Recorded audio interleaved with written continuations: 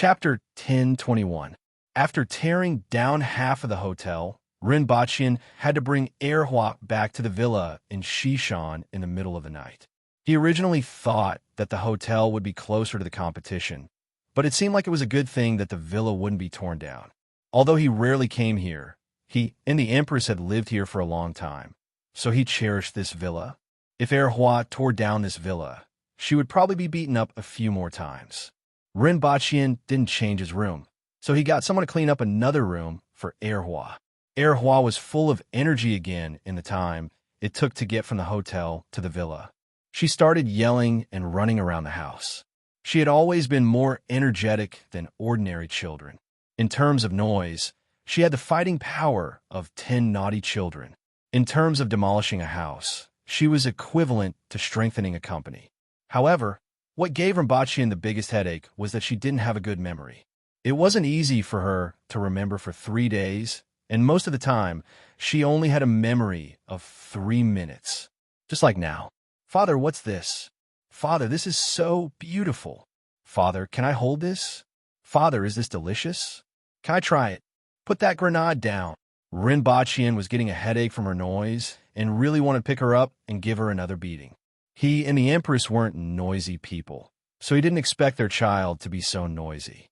Before going to bed, Rinpoche used the Internet Access Device, a device that could project images into the air, to take a look online. Sure enough, there were reports and discussions about Erhua everywhere. As for today's Olympic competition, no one mentioned it. Rinpoche rubbed his head, listened to the rummaging sounds in the supermarket, and chased Erhua back to her room to sleep. A few minutes after he went back to his room, he heard Honeysuckle's footsteps in front of the door. In the darkness, he could see half of Honeysuckle's face sticking out of the door frame. It was completely blocked by his hair, and it was quite scary in the dark.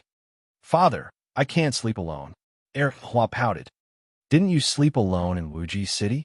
Rinpoche sat up and said angrily. Erhua was speechless. She rolled her eyes and said in a timid tone, "I'm a stranger. This pillow is too unfamiliar." Rinpoche twitched his mouth, sighed, and patted the place beside him. "Sleep here, don't mess around." "All right." Honeysuckle cheered and jumped onto the bed. "Father, can you tell me a story?" Honeysuckle couldn't stay still for more than a few minutes. His eyes were shining in the dark. Rinpoche looked at her expectant gaze, thought for a while, and said, "Let me tell you a story about Calabash Brothers and Snow White. A long, long time ago, an old man planted a calabash vine. Just like that, Calabash Brothers defeated Snow White and lived a happy life with Baldy Chong." After Rinpoche finished telling the story, there was no more sound around him. He turned his head and saw that Honeysuckle had fallen asleep with his arms and legs spread out. "I finally fell asleep." Rinpoche felt a headache coming on. In fact, at the earth wheel level, the need for water was much less than that of an ordinary person. 2 hours a day was enough. However, Honeysuckle still needed more sleep. Sleeping was also a time for her to absorb the power in her body. He closed his eyes and entered his knowledge sea. At this time, there was an additional laboratory on the planet. There were all kinds of equipment inside. A large number of computers were placed inside, all of which were turned on. Although this place belonged to him alone, he still made it look like it was his own. He first checked the data on the computer and then opened another door. It was a room that covered an area of thousands of square meters. There were huge pipes and equipment everywhere. In the middle of the room was a round metal device that was erected vertically. It was a nuclear reactor. That's right, Rinpoche was making nuclear bombs in his own world with the nuclear technology that he had obtained. It should be said that Rinpoche was in his own world, using unlimited resources and thinking to control everything in the entire world to deduce Earth's technology. Now, in his mind, some of the technologies had been deduced to around the year 2000. Of course, he had only mastered a few of the more important technologies. As for the equipment, he used the principles and blueprints to make them directly. He would leave these things to the people of Dayo. He wasn't going to take these technologies out directly. He was only using this method to imprint some things in his mind and make the advancement of Dayo's technology a little easier. After staying in his mind for 4 hours, Rinpoche returned to the real world and felt a small foot suddenly appear on his waist. Bang! Rinpoche was kicked into the wall. He turned to look at Erhua, who was sleeping soundly on the bed and drooling on half the pillow. This sleeping posture wasn't like his or the Empress's, but more like Lin Xiaoli's. Rinpoche simply lay on the floor and slept. He was a little tired from staying in his sea of knowledge for 4 hours, so he fell asleep soon after. While half asleep, Rinpoche realized that it was daybreak. Erhua sat up at the head of the bed and rubbed her sleepy eyes. She looked around and quickly found Rinpoche lying on the floor. She immediately laughed. "Father, father." Erhua moved, squatted on Rinpoche's stomach, and pulled his face. "Stop fooling around." Rinpoche pushed her hands away and said without opening his eyes, "Go get dressed and wash up. I will check you later." "Oh." Honeysuckle pouted and stepped out of the door. She was squatting on Rinpoche's stomach. This sudden action almost made Rinpoche spit out a mouthful of blood. "Erhua." Rinpoche's face turned green as he jumped up from the floor. Where was Erhua? Suppressing the urge to beat her up again, Rinpoche washed up first, leaned against the headboard, and turned on the internet. Sure enough, most of the news that he saw was about Erhua. He also saw a bunch of people calling him father-in-law. Rinpoche smacked his lips. If someone could really marry Erhua, there was no chance. Erhua was the next emperor of Dayo. She might even become the emperor in the future, just like the emperor in the history of that world. With Erhua's talent, it wasn't impossible. Soon, the corner of Rinpoche's eyes twitched. If others saw this, they would realize that they had the same expression as the Empress when she wanted to kill someone. However, Rinpoche didn't have that kind of thought at this moment. He was just a little surprised. His identity had actually been dug out by someone. Primary school, middle school, high school, university, and that year's work history. Of course, the most eye-catching one was the director of the Dayo Dojo. Baidu searched for the novel website of Yunlai Pavilion, allowing you to experience the latest and fastest novel chapters. All novels were updated in seconds. Chapter 1022. Not only did they dig out his identity, but they also pointed out that there were many Earth-class experts in Dayo Martial Arts School. Although there were hundreds of Earth-class experts in Dayo Martial Arts School, no more than 10 of them were known to the public.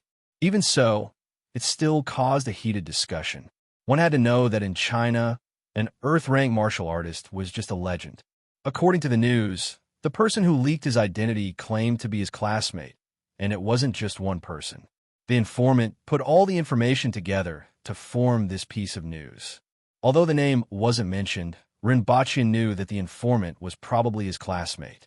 After all, there were a few things in the news that he only remembered after reading this article. However, it didn't matter.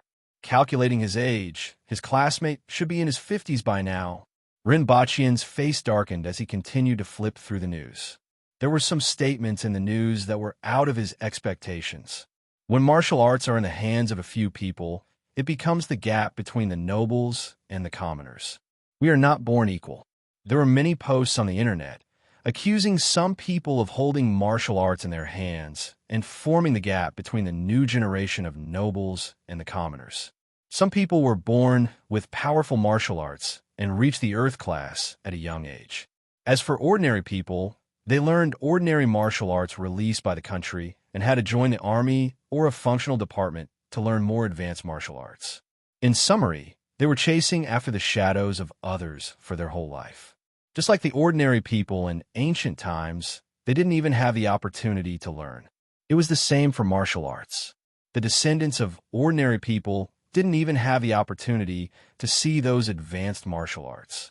There was a huge gap between them and others from birth. These kinds of comments actually appeared quite a lot in one night. On the surface, it was referring to the 2 flowers that appeared in the Olympics, but in fact, all the martial arts were released by the country. The purpose was clear. In addition, there was another kind of comment that added fuel to the fire. There was a huge gap between experts and ordinary people. Experts could break the rules at will, just like the girl who appeared in the competition. Ordinary people couldn't even see her figure clearly. Would the country have the ability to stop and arrest such people after they committed crimes?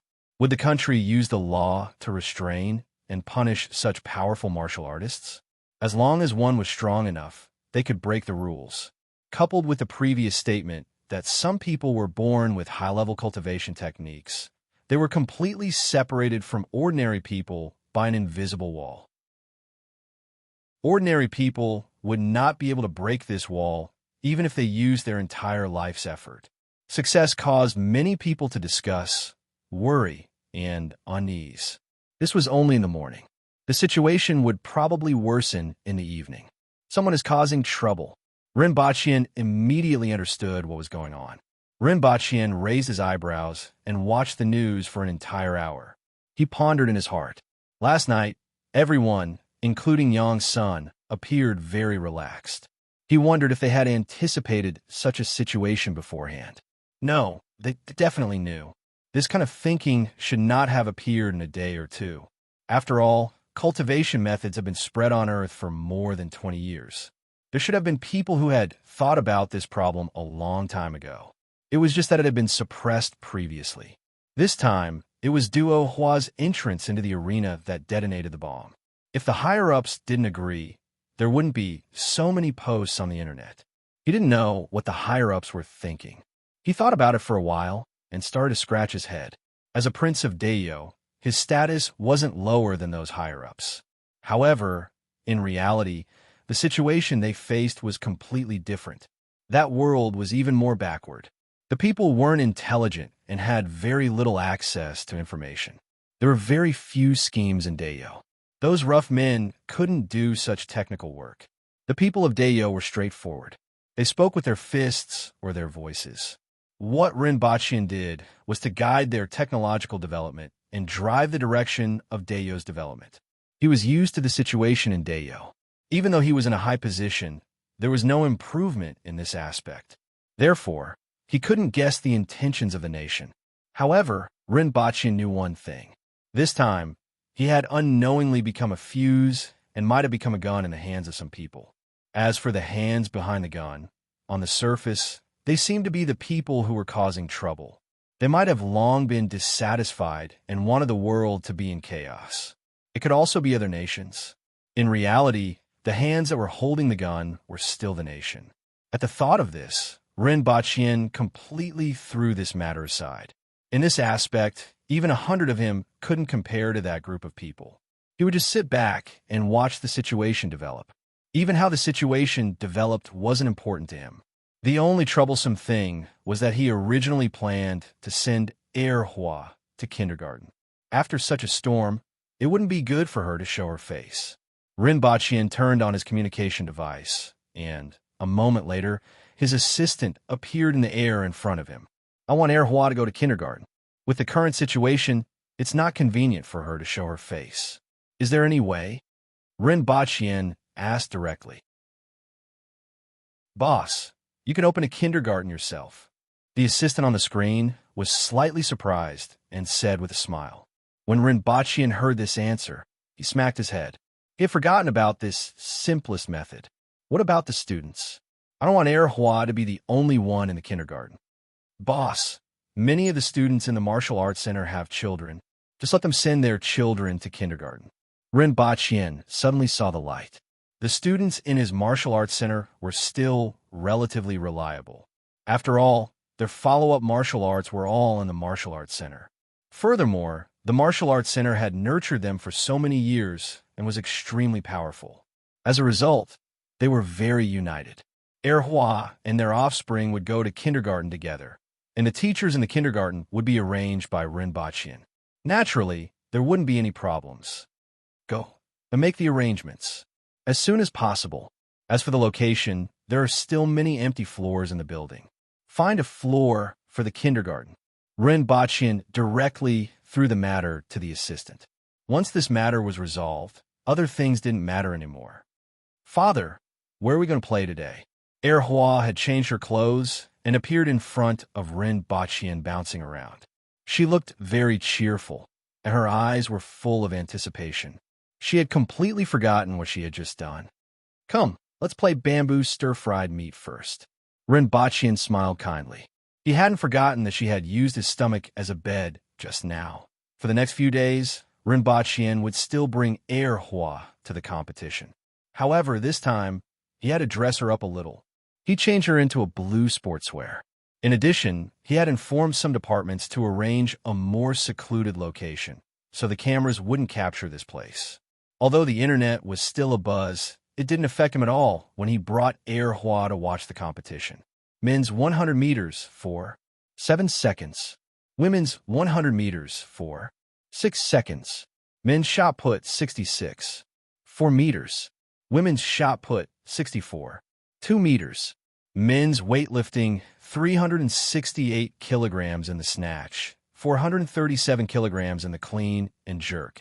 It could be said that this year's Olympic Games had completely exceeded the limits of mankind.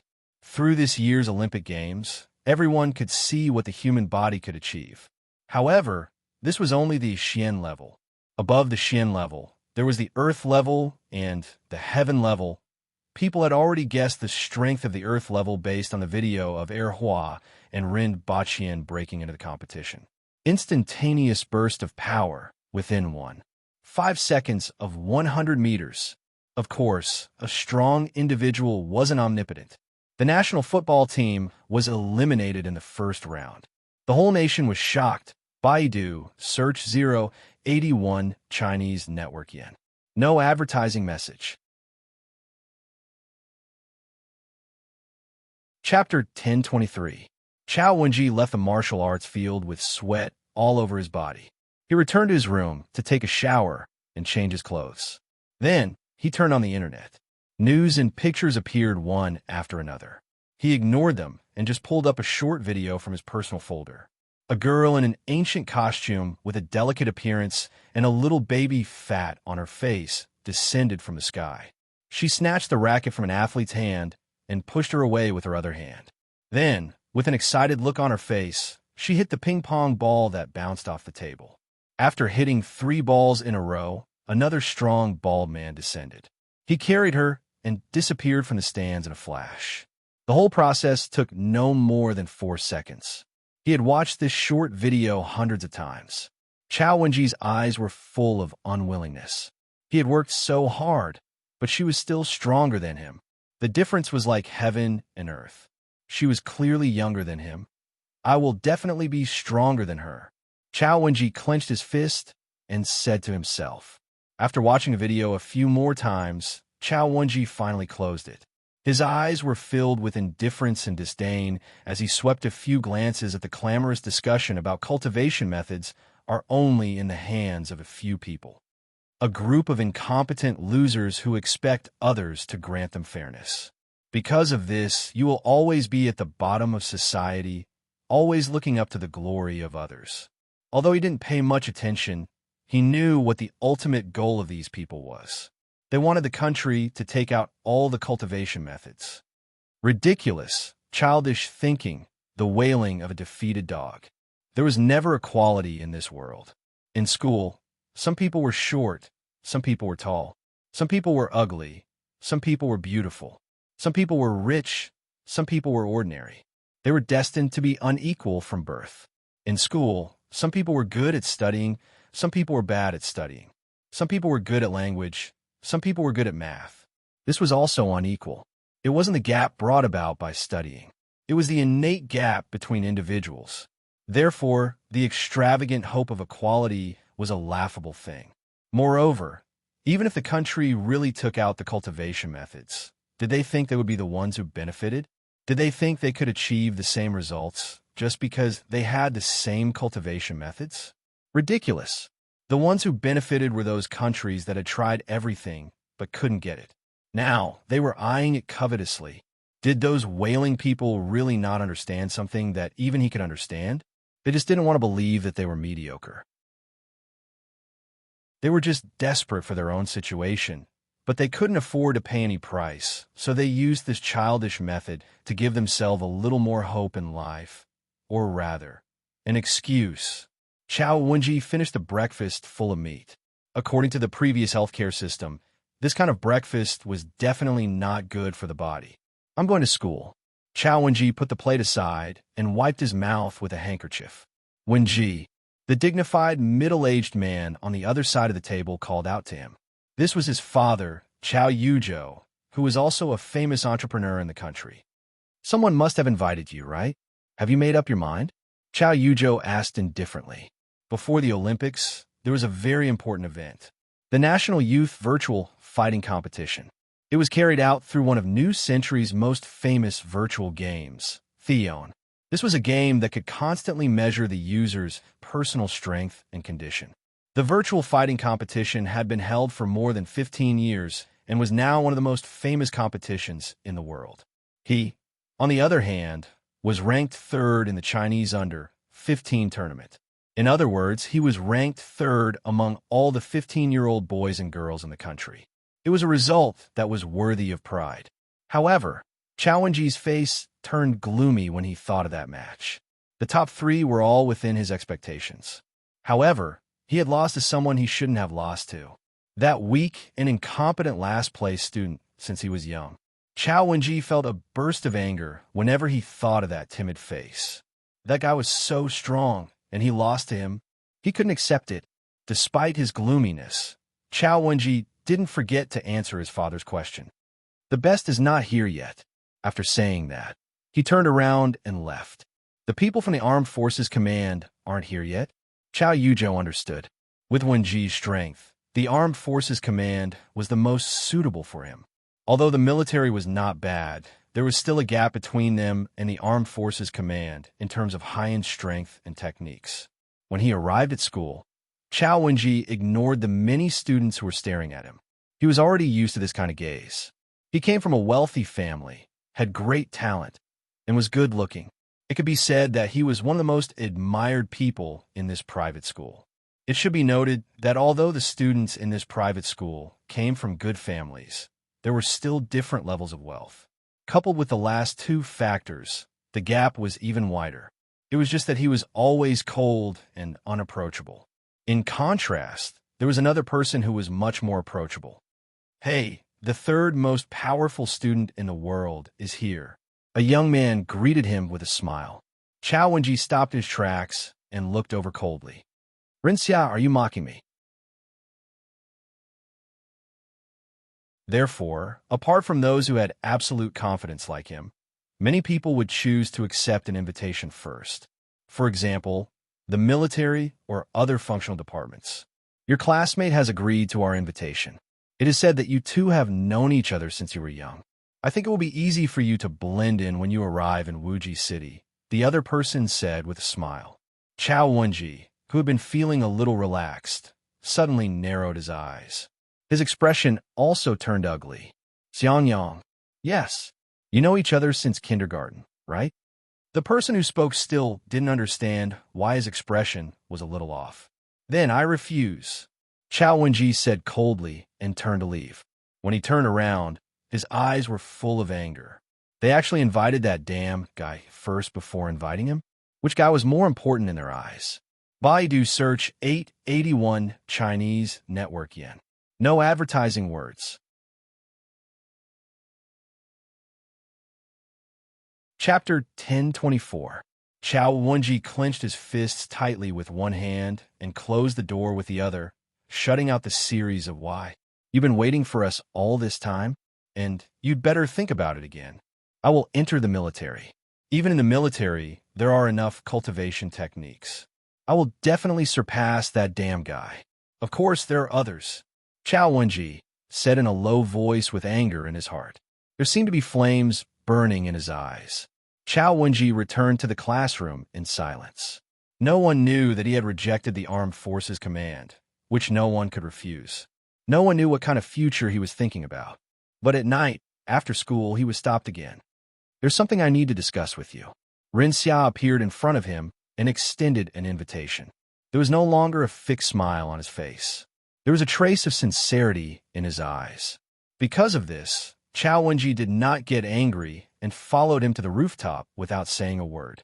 Although Chao Wenji disliked him, the other party was a genius with the same talent as him.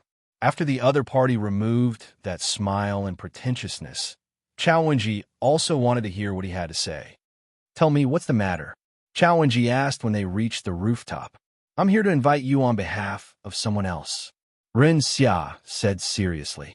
"Who?" "My uncle."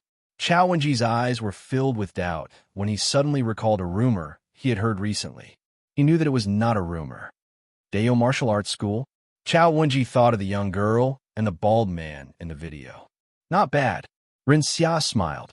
"My uncle praised you and said you're not bad."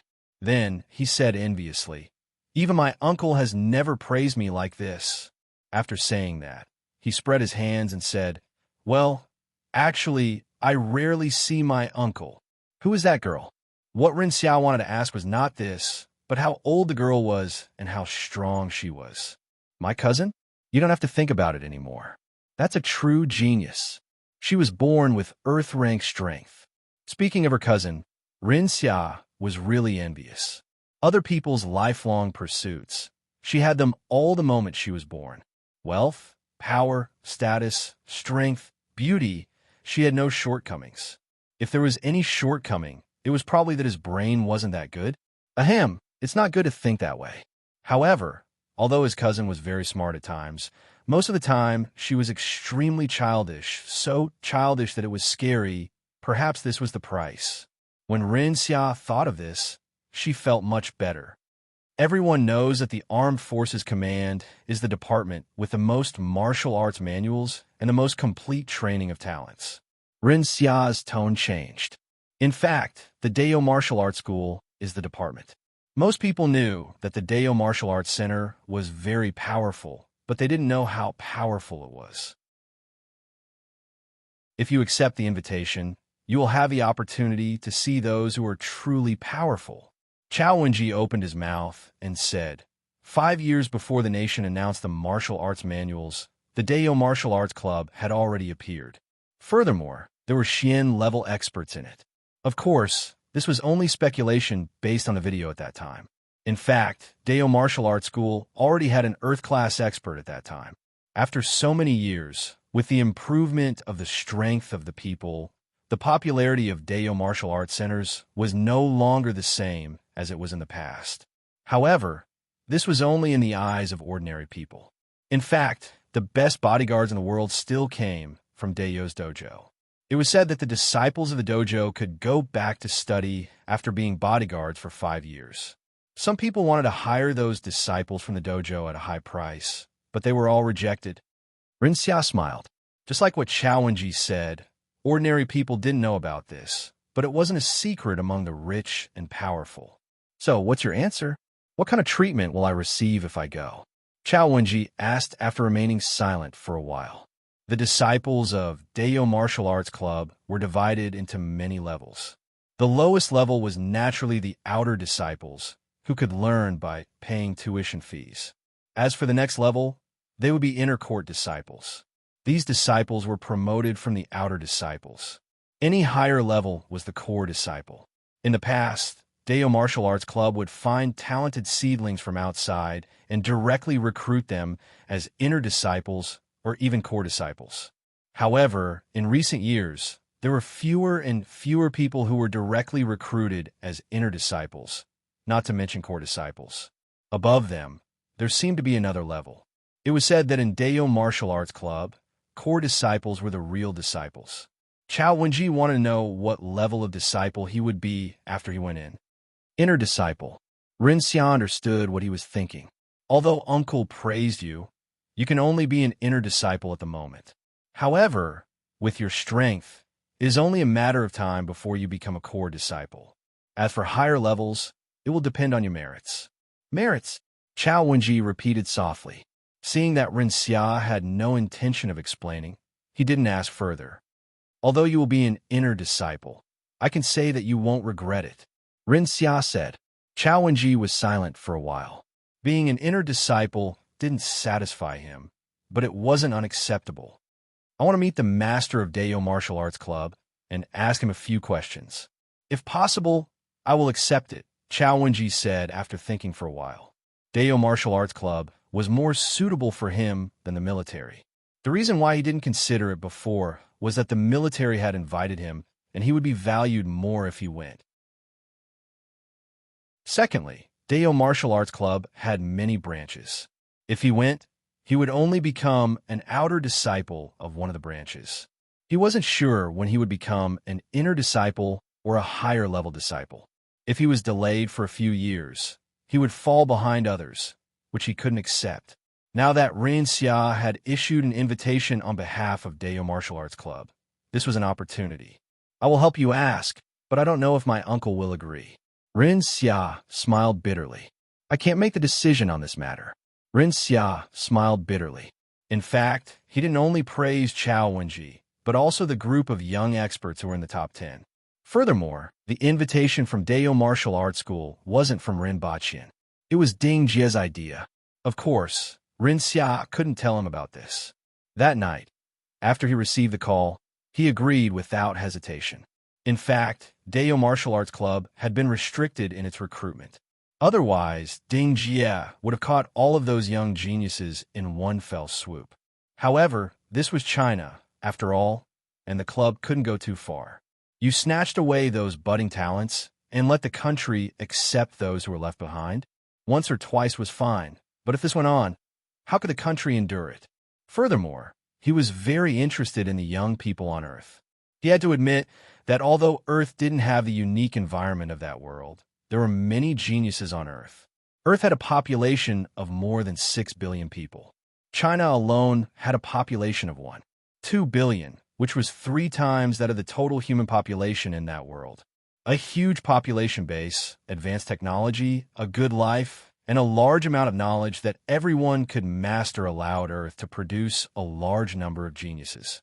For example, he watched videos of competitions when he was bored. Some of the young practitioners who could reach the man-wheel level at the age of 15 or 16 could even reach the earth-wheel level in that world.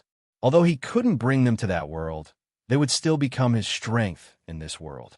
Therefore, he didn't mind taking some time out to meet this genius that his nephew highly admired. P.S.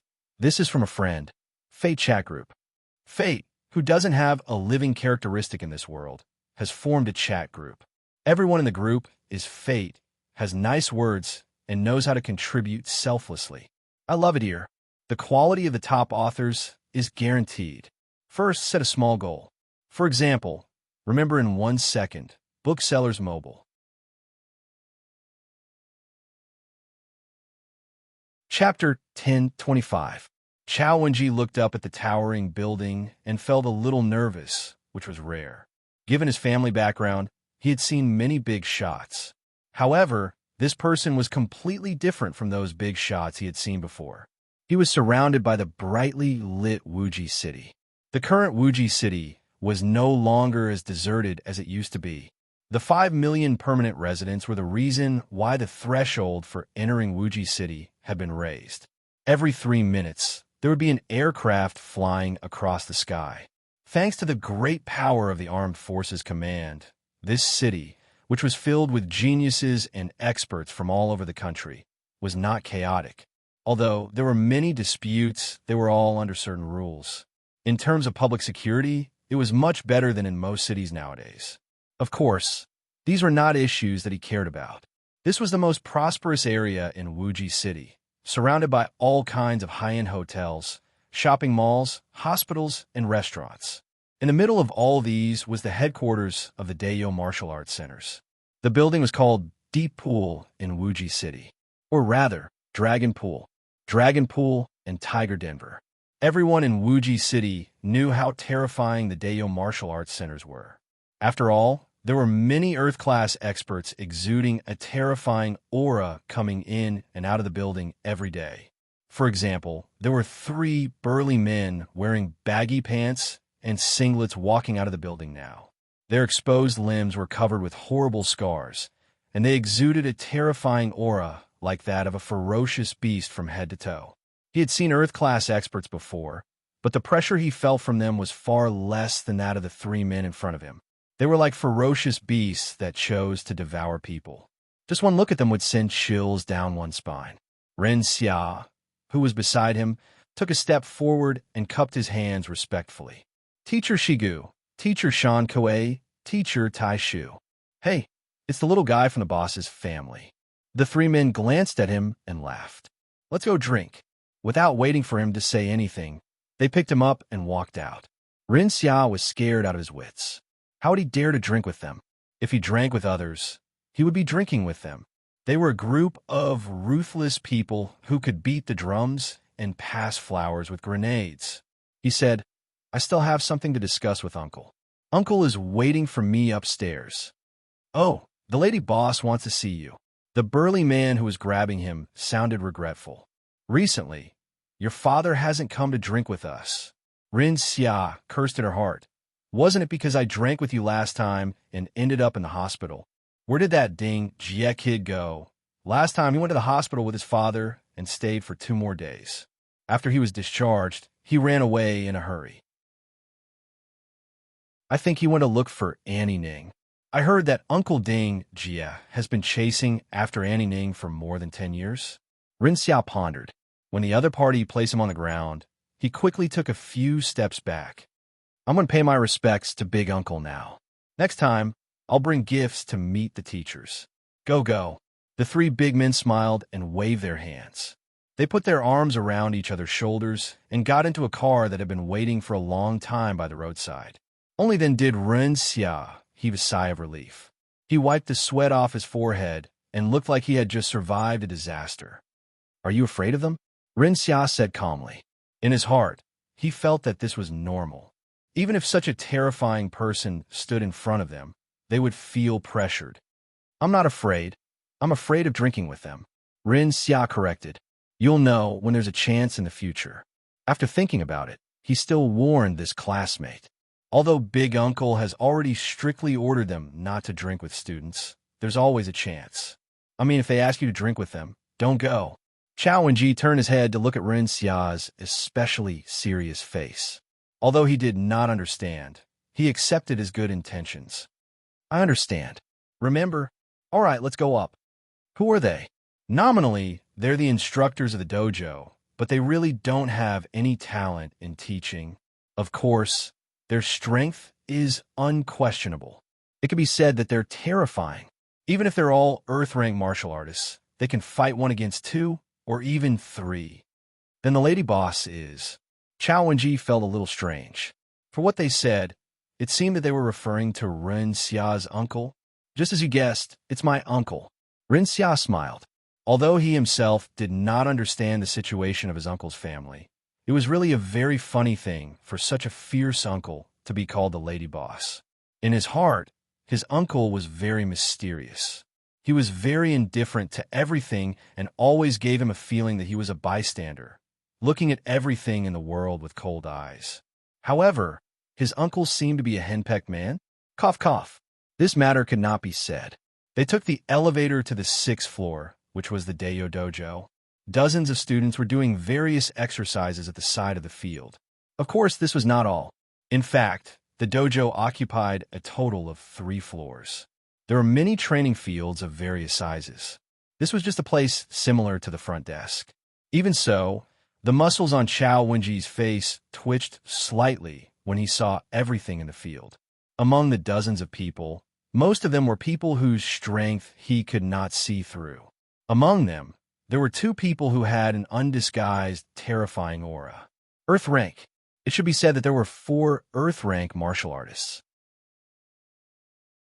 Other than the 2 Earth rank martial artists in the field, there were 2 other men who had the same terrifying aura as the 3 people he met before standing in front of another elevator. Teacher Xiong, I have an appointment with my uncle. Rin Xiao brought Chao Wenji to greet the 2 before entering the elevator. What were they doing? Chao Wenji's heart trembled a little. Those were Earth rank martial artists. Were they watching the elevator? Were they like security guards or doormen guarding the elevator? Just like what you see. Rin Xiao understood his feelings very well. An Earth rank martial artist who was admired by countless people and received courteous treatment from the Armed Forces Command and the military as a doorman was probably the only place where such a sensational thing could happen. Chao Wenji felt as if his heart had been hit by a sledgehammer. Don't think too much. The situation here is a little special. Rin Xia was afraid that he would be shocked and have the idea that he was trying his best to reach Earth rank just to be a doorman. So she kindly explained, I know. Chao Wenji took a deep breath. He did not want to show his wavering emotions in front of his schoolmate. Furthermore, it was very difficult for him to accept being comforted by others, even if the other party had good intentions. However, from the moment he entered the door until now, he had already discovered a lot of things.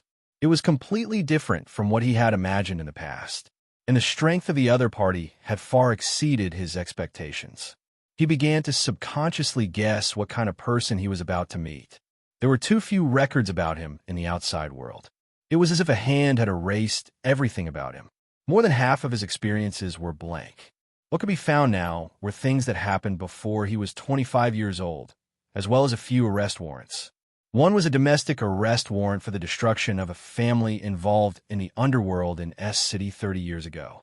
The other was an arrest warrant issued by the U.S. more than 20 years ago. Other than that, it was all blank. This was a very mysterious person.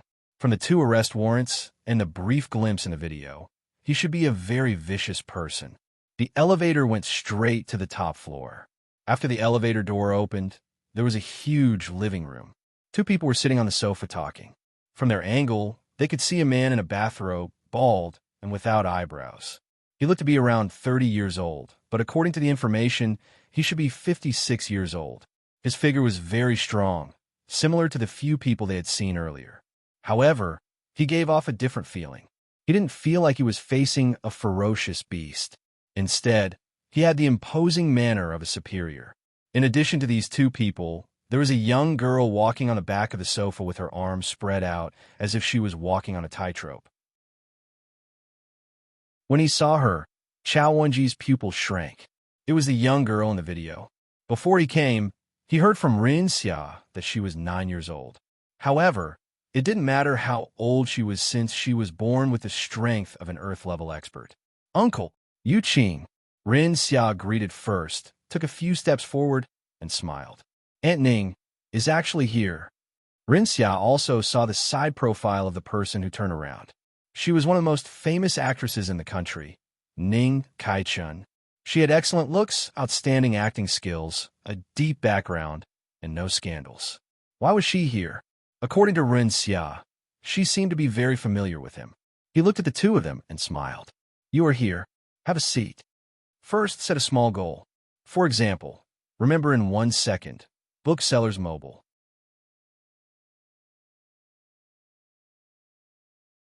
Chapter 1026. Every time someone calls me Annie, my heart.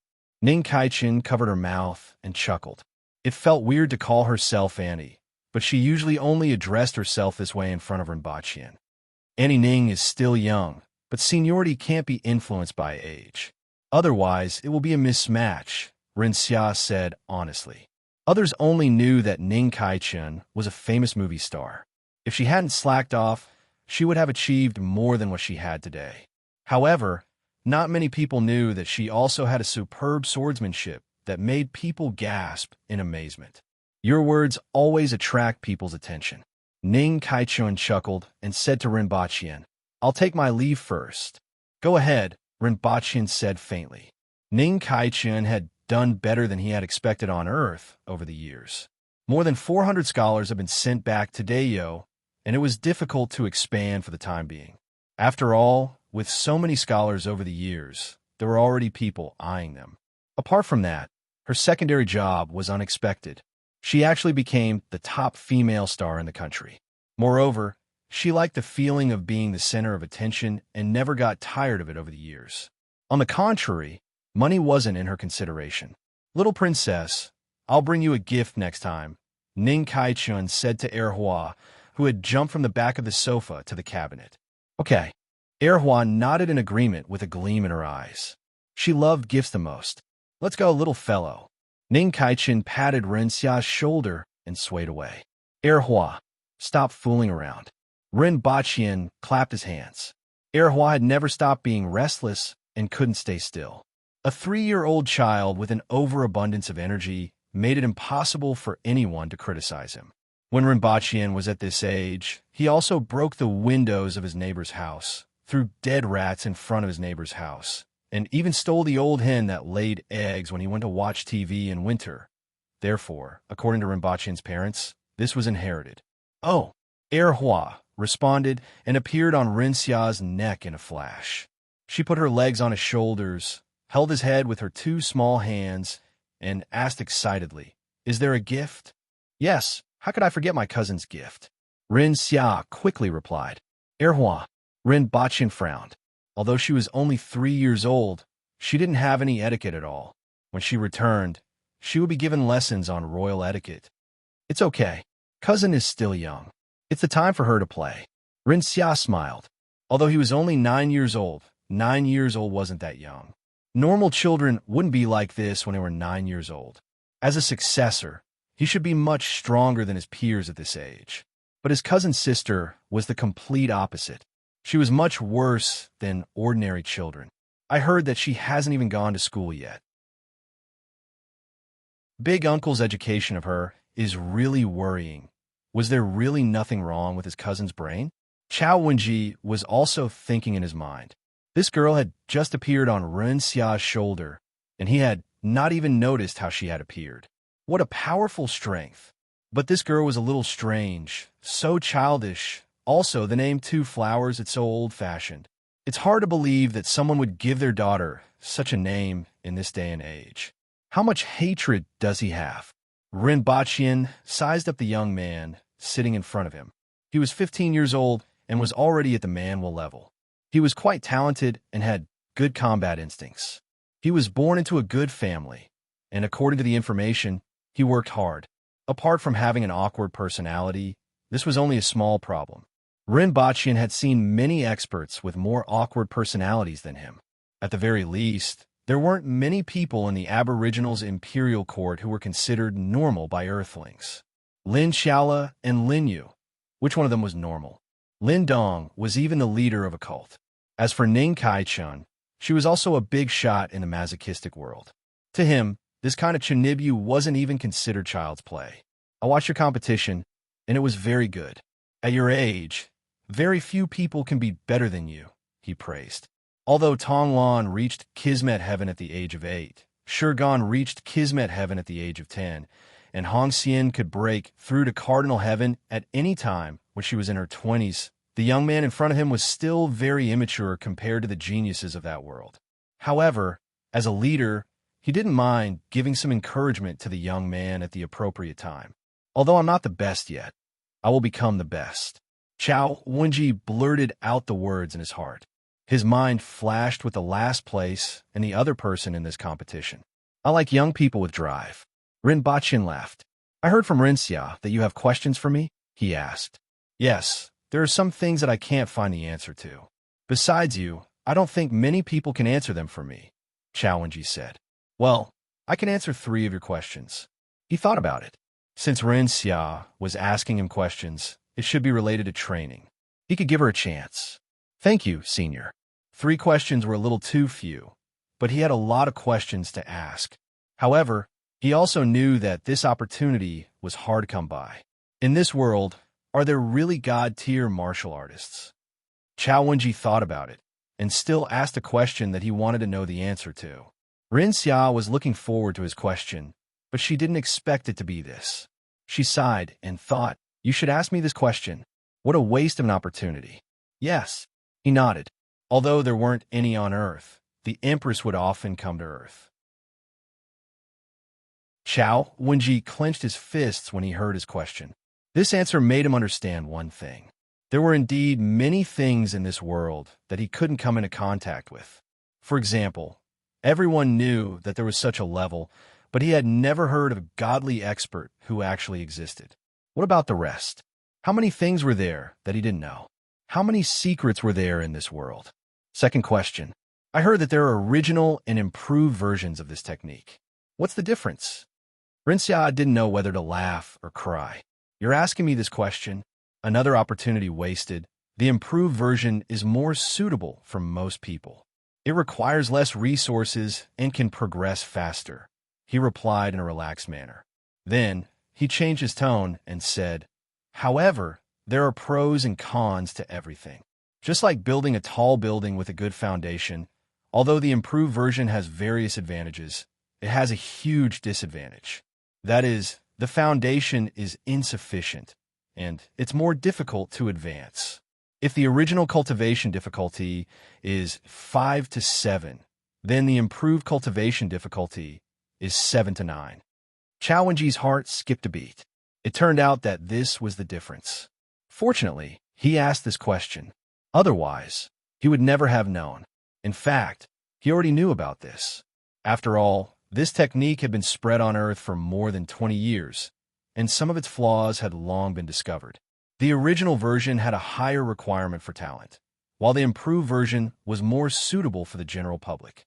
Therefore, although there were some flaws, its superiority was unquestionable. After asking these two questions, Chao Wenji kept overturning the last question he wanted to ask. What level could one reach in cultivation? The answer to this question was too far away from him. Furthermore, the other party was only at the Earth level. Perhaps when he was as strong as the other party, he would naturally know a lot of things. How could he surpass everyone? He just had to be stronger than everyone else. How could he cultivate faster? There were no shortcuts to cultivation, and he could only work harder. Questions appeared in his mind, but he overturned them one by one. Finally, a thought that had been hidden deep in his heart floated to the surface. He had never told anyone about this, but he really wanted to explore the secret behind it and didn't know if the other party would know anything. If the other party knew, based on what he had seen, the other party wouldn't harm him, right? Where did these cultivation methods come from? Asked Chao Wenji slowly. Ren Baqin glanced at him and replied, I can answer this question, but do you really want to know? This is your last question. Chao Wenji hesitated for a moment before he gritted his teeth and said, Ever since I broke through to the black level, I always have a dream. I'm in the middle of a battlefield, surrounded by humans, and facing enemies that have 8 arms or are half human and half snake creatures. There are also people with lightning wrapped around their bodies, flames burning in the sky, and ravines left by battles on the ground. Although it's a dream, it's very real. Whether it's the pain or the blood splattering on my face, it's as if I'm experiencing it personally. Chao Wenji stared at his expression as he spoke. That dream always made him suspect that it was his previous life. Although it was too ridiculous to talk about his previous life in this scientific world, that dream was too real. But that dream was too real, and the emotions in the dream had always been entangled with him. Ever since he had this dream, he was often troubled by the emotions in the dream, such as sadness, anger, pity, and unwillingness. Therefore, he wanted to know the answer. Moreover, in the dream, humans were fighting against foreign races. Therefore, he wanted to bet on whether the person in front of him knew anything. If Ren Baqin knew something, as a fellow human, he shouldn't hurt him. Not only could he get the answer that had been bothering him for a long time, but there might also be other benefits. After listening to his narration, Ren Baqin stared at him intently, and a storm was set off in his heart. The war between humans and foreign races? Chao Wenji looked at Ren Baqin's expression and was shocked. Ren Baqin actually knew about it. His dream wasn't entirely a dream. Ren Xia initially felt that it was strange that Chao Wenji actually brought up his dream and asked him about it. He really didn't seem like such an irrational person. However, Ren Xia's heart trembled when he saw their expressions. Ren Baqin leaned against the sofa and changed his posture while still staring at Chao Wenji. Ren Xia, take her to one side to play for a while. I think she can't sit still anymore. Ren Xia felt regretful. He wanted to continue listening, but since his uncle had spoken, he had no choice but to take Erhua to one side to play. It seemed like there was a huge secret behind this. Not only did he understand, but Chao Wenji also understood. After Ren Xia left, Ren Baqin spoke again. Tell me everything about your dream, recommending a book by an excellent author. The Almighty Richest Man Reborn. Rebirth meant that all the cards in one's hand were trump cards. After rebirth, Wei Mingring not only wanted to let his family live a good life, but he also wanted to change the fate of countless people. First, he set a small goal, such as Bookseller's Mobile Edition.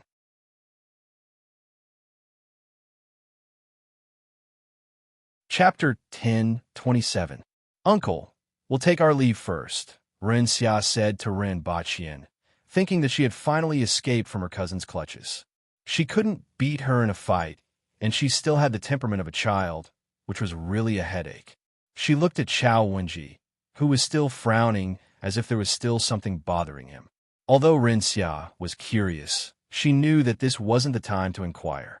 After the two of them left, Ren Baqian closed his eyes and calmed his fluctuating emotions. The 8-armed race with 8 arms, the serpent race that was half human and half snake, the thunder barbarian race that was surrounded by lightning. It was indeed that world. According to his description, the sky full of flames should be the scene that Ren Baqian had seen. Although he didn't see everything, he later learned from the Empress and the others that he didn't see. He didn't expect that there were people on Earth who had memories of that world. Was this reincarnation? It was really unexpected. There was actually such a thing as reincarnation. Furthermore, people could actually be reincarnated on Earth. Ren Baqian didn't know some of the things that she didn't say. Otherwise, he would have been more certain about this matter and would have gotten more information. Earth and that world are really strange. Ren Baqian muttered to himself. He was born on Earth, but he was able to transmigrate to that world. There was another him in that world, even though his family background, and experiences were completely different. That world had the same language as Earth and some similar cultures. The people of that world reincarnated on Earth. There were also dragons and Kirans, as well as Inglong, who had turned into ashes. These two worlds seemed to have some kind of connection. There was also Hua. Ren Baqian and the Empress's offspring were actually born at Kismet Heaven, which had never happened before. The Empress wasn't the only one who gave birth to children at Kismet Heaven. He didn't know if there was any connection between the two worlds. There were really a lot of unsolved mysteries.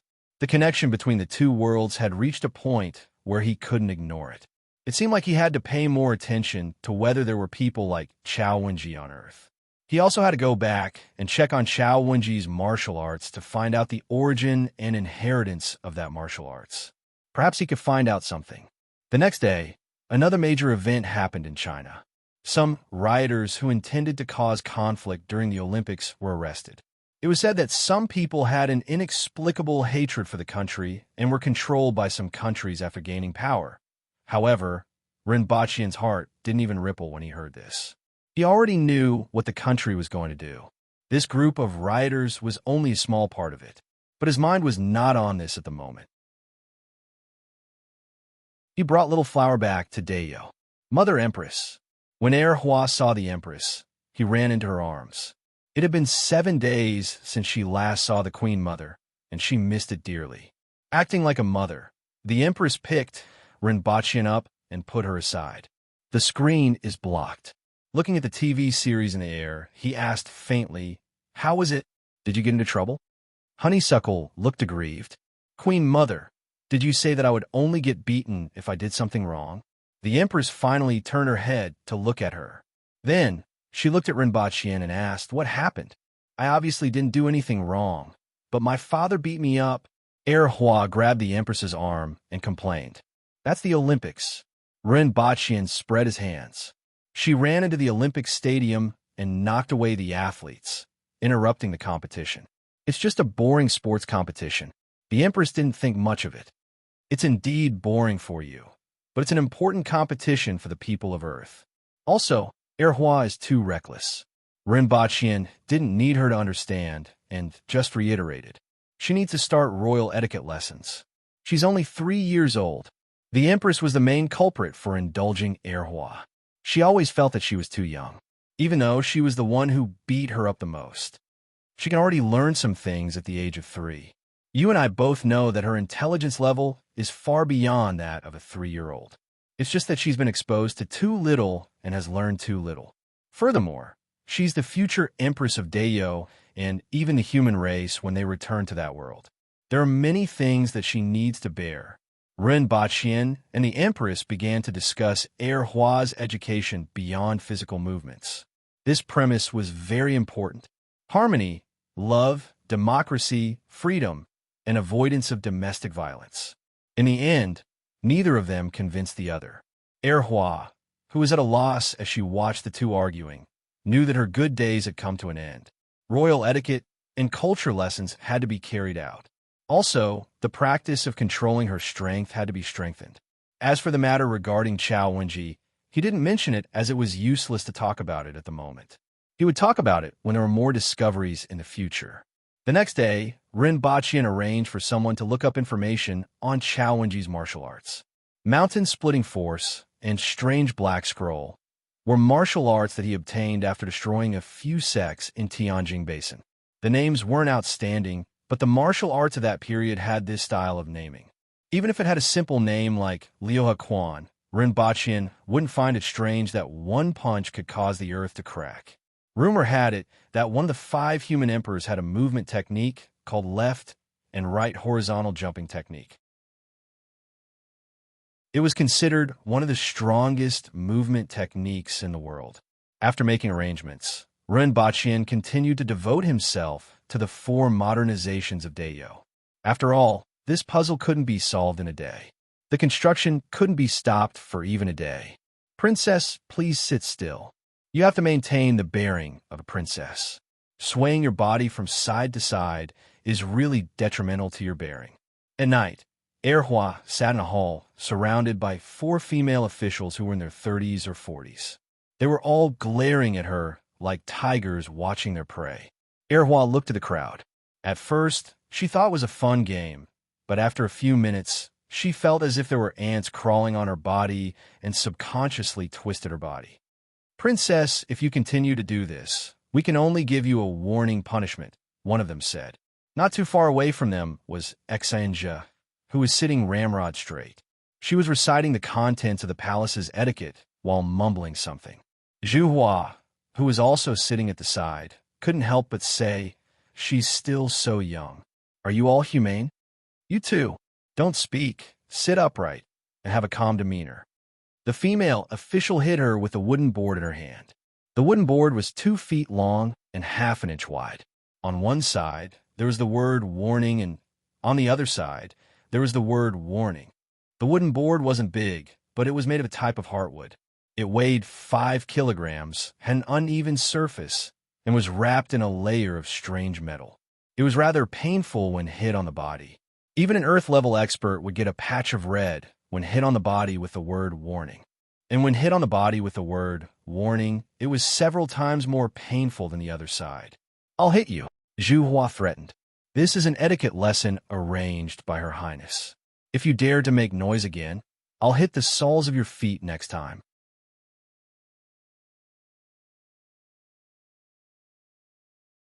Chapter 1028. As soon as Zhu Hua got up from the bed, she stood there with disheveled hair and a sluggish look.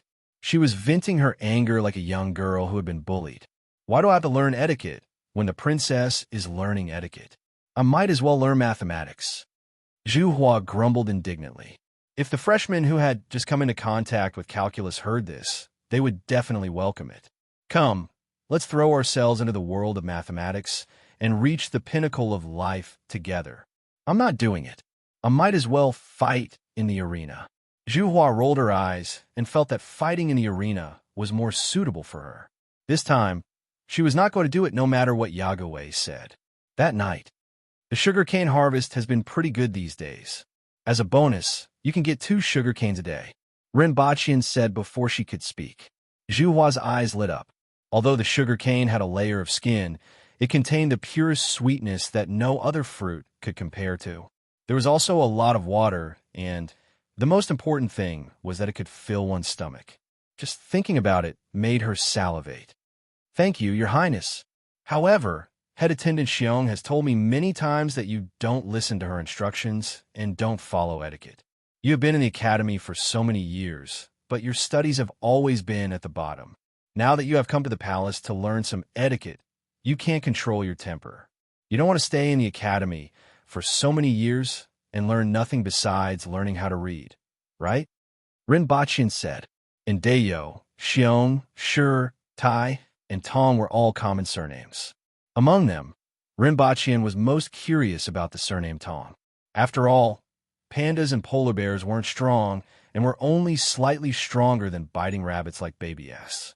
The ancients wouldn't use such weak creatures as their surnames or the names of their villages. After all, in the early days, surnames were usually based on the location of the village, the special minerals, and the beasts that were totem beasts. He reckoned that there were powerful beasts called bears in the outside world. Got it. Zhuhua felt a headache when she heard Ren Baqian's lecture. Go. I will get someone to send the sugar cane to you and Erhua in a while. Ren Baqian waved his hand. I will take my leave then. Ren Baqian grinned as he watched Zhuhua leave. This child was really easy to fool. In fact, he already knew that Zhuhua would not be patient enough to learn etiquette. It was inevitable that he would come over to complain or resign. Although Zhuhua was fooled by him again, Zhuhua's treatment was getting better and better. Now, he got pastries, sugar, and sugar cane every month. When he returned to the palace, he saw that the Empress was sitting there and seemed to be in a good mood. Is there something good today? Ren Baqian laughed. You can say so. Hong Xian, that lass, has finally broken through. The Water Empress said with a smile. After all, because of Hong Wu, the Empress had been paying close attention to the Hong residents. Now that Hong Xian had broken through, she also felt happy. It is indeed a good thing. Has your Majesty thought of a position for her? Ren Baqian laughed. He had long since forgotten about the little conflict he had with Hong Xian. Furthermore, Hong Xian had reached the cardinal heaven level at the age of 29. She had great potential and might even reach Hong Wu's level in the future. If he could leave the 60,000 mountains, his achievements would be even greater. Great General means the Protectorate of the South, the Empress said. Oh, the General-in-Chief who supports the nation has spoken. I didn't expect it to be the Protectorate of the South. It won't be peaceful there. Not to mention the foreign races that are still being searched for, there are other dangers in the 60,000 mountains. Hong Xian's father is also under Shiwanya, right? The dangers are great, but there are also many opportunities. As long as the location of all the foreign races is confirmed and all of them are wiped out, the Protectorate of the South will be the outpost for the outside world. Ren Baqian nodded. Even if she wasn't among the first batch of people to go to the outside world, the Protectorate of the South would still be stationed near the outside world in the 60,000 mountains. It would definitely be better to train there than here. Although it was dangerous now, it was child's play compared to the war that would happen in the future. It was also an opportunity to hone her skills. Hong Wu had put in a lot of effort. At her age, she should have gotten married long ago, right? Previously, she was focused on cultivation. Now that she has reached the cardinal heaven level and has reached a certain level, your Majesty can appoint a marriage partner for her. Ren Baqian had never given up on increasing the aboriginal population. This was especially true for such a talented young expert. He should get married earlier and have more offspring. Ren Baqian was already considering the Aboriginals' 3-child subsidy policy to promote the increase in the population. The Empress rolled her eyes at him and said, "You are about to go berserk," Ren Baqian pondered and said, "Speaking of which, your Majesty should set an example." The Empress lazily leaned against the couch, gave him a sideways glance, and said provocatively, "Come on." Immediately, the palace guards sealed the palace with ease. Before the two of them came out, no one could go in. The Empress didn't attend morning court for many days, and everyone in the imperial court was used to it. As a result, there was a small interlude. After finding out that the palace was sealed, Erhua rolled her eyes, knocked out her caretaker, Zhuhua, with a brick and sneaked out. It was still the same restaurant as last time. Unfortunately, others knew her identity this time. They received her warmly and sent someone to inform the palace guards. Xianja personally came to take Erhua back, and she was greeted by Zhu Hua's resentful gaze. She was actually knocked out by a 3-year-old with a brick. Zhu Hua felt like dying. As for why a 3-year-old would use a brick to suffocate someone from behind, Zhu Hua could only sigh and say, "What a sin." This was what Xianja told her. Back then, she had suffocated a few people with stones in the village. Ren Baqian got people to keep an eye on Chao Wenji while he was busy with various things in Dayo. Chao Wenji was accepted as an inner disciple. He could only become a core disciple after reaching the later stages of the manual level. At present, Deo Martial Arts Center had trained dozens of Earth Wheel experts, which was twice as many as the Armed Forces Command and the military combined. On one hand, it was because Deo Martial Arts Center recruited many talented young people in the early stages. On the other hand, it was related to the martial arts manuals. As mentioned before, these original martial arts manuals had a much smaller target audience than the modified versions, and they also had a higher requirement for talent. However, the inner disciples in the Martial Arts Center were all talented young people, so there was naturally no need to worry about this. Shaojiang Academy. Ning Chongqing looked at the 20 young scholars in front of him. Among them, 17 were men, and only 3 were women. Shaojiang Academy was considered open-minded, and there weren't many women in it. For example, Wangjing Academy didn't accept female disciples at all. In the Aboriginals, due to the strength of women, women were truly equal. Many of the court officials were women, especially in the Ministry of Revenue, where there were more women than men. However, in the Yun Nation, men were still the majority. Compared to the academy, women who were talented were more valued in the sections. This time, when you go to Black Bamboo Academy, you will be representing the academy in your own future. I won't say anything unnecessary. Whether it's for the academy or for yourselves, do your best. He didn't say what they would do their best, but everyone was clear about it. Understood. Don't worry, Dean. Well, remember not to talk nonsense when you get there. Although I know that all of you know what to do, I still have to remind you. No matter what others say or do, remember your own identity. Ning Chongqing exhorted everyone. Yes, go back and pack your bags. We will set off tomorrow. Set a small goal first, such as 1 second. Remember, Scholar House.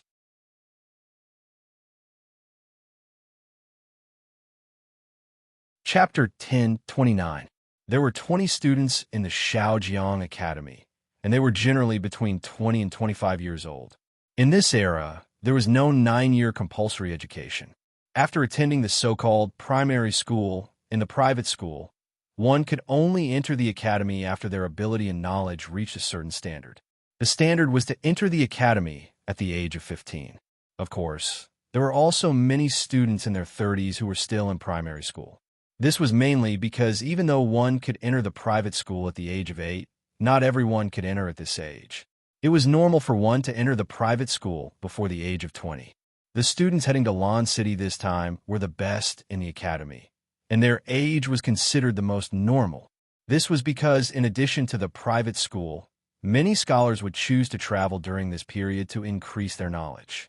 Reading thousands of books and traveling thousands of miles wasn't just a saying. Dean, where are we going? It doesn't seem to be the way to Lan City. A student who always squinted his eyes asked Ning Chongqing during a break. In the distance, many students were paying attention to this place. You lost a bet. Ning Chongqing glanced at him and said faintly, "So, you are here to inquire about the route?" "No, I won." The young man squinted his eyes and smiled. "Dean, you said that if you are more capable than others, you must be more responsible than others. So, I took the initiative to take on this responsibility. You..." Ning Chongqing was somewhat speechless. How could these words be used here? The young man in front of him was called Chao Gui, and he was one of the most outstanding students in the academy. Previously, he had traveled the entire Yun Nation alone with a sword and left behind quite a reputation that was still being passed down to this day. If he had any shortcoming, it would be that he always liked to bet with others. "Then, guess where we are going?" Ning Chongqing said, while stroking his beard. There was a questioning look in his eyes. "We're going to meet up with the Salt Academy, and then head to Pingdu." Chao Gui answered without thinking. "Tell me the reason." "Our academy and the Salt Academy have always had a good relationship. This time, we're traveling together and can communicate with each other. We can also prepare for the confrontation with the other academies. This should be the case, regardless of the relationship between our two academies or the position of our academies. However, if we want to meet up and head to Lan City, we should meet up in Yujiang City. Our current route isn't to Yujiang City. Looking at the current route, we're going to Salt City, which was not far from the Salt Academy. Will they be waiting for us there? Since they were going to rendezvous in Salt City, they definitely wouldn't follow the normal route to Lawn City. In that case, he could only head to Pingdu, where a large number of tractors and trucks could reach Lawn City directly. However, Yujiang City was located on the route from Pingdu to Lawn City, so it would save them a lot of time. There must be another reason why we are going to Pingdu, Chao Gui said with a smile. Continue. Ning Changqing listened to his analysis, although he was somewhat gratified in his heart, for it was a happy thing to have such a student in the academy. However, that hobby of his would cause him to suffer a great loss sooner or later. I can easily come up with many reasons to go to Ping City. The first was to meet up with the other academies and head to Lawn City together. However, the dean hadn't mentioned it until now, so this was probably not the reason. Besides, Lawn City wouldn't want us to have a heated exchange in Pingdu. The most exciting part should be left in front of everyone. The second reason is to head to the Protectorate office, where someone will escort us to Lawn City. As far as I know, the road from Pingdu to Lawn City is very safe. The security in Lawn City is also much better than before, so it shouldn't be so troublesome. The third reason is that the dean is afraid that students like us have unrealistic thoughts, so he will bring us to Pingdu first to see how the people of Pingdu live and work in peace under the Protectorate office's rule. This will prevent us from causing trouble for the academy after we reach Lawn City.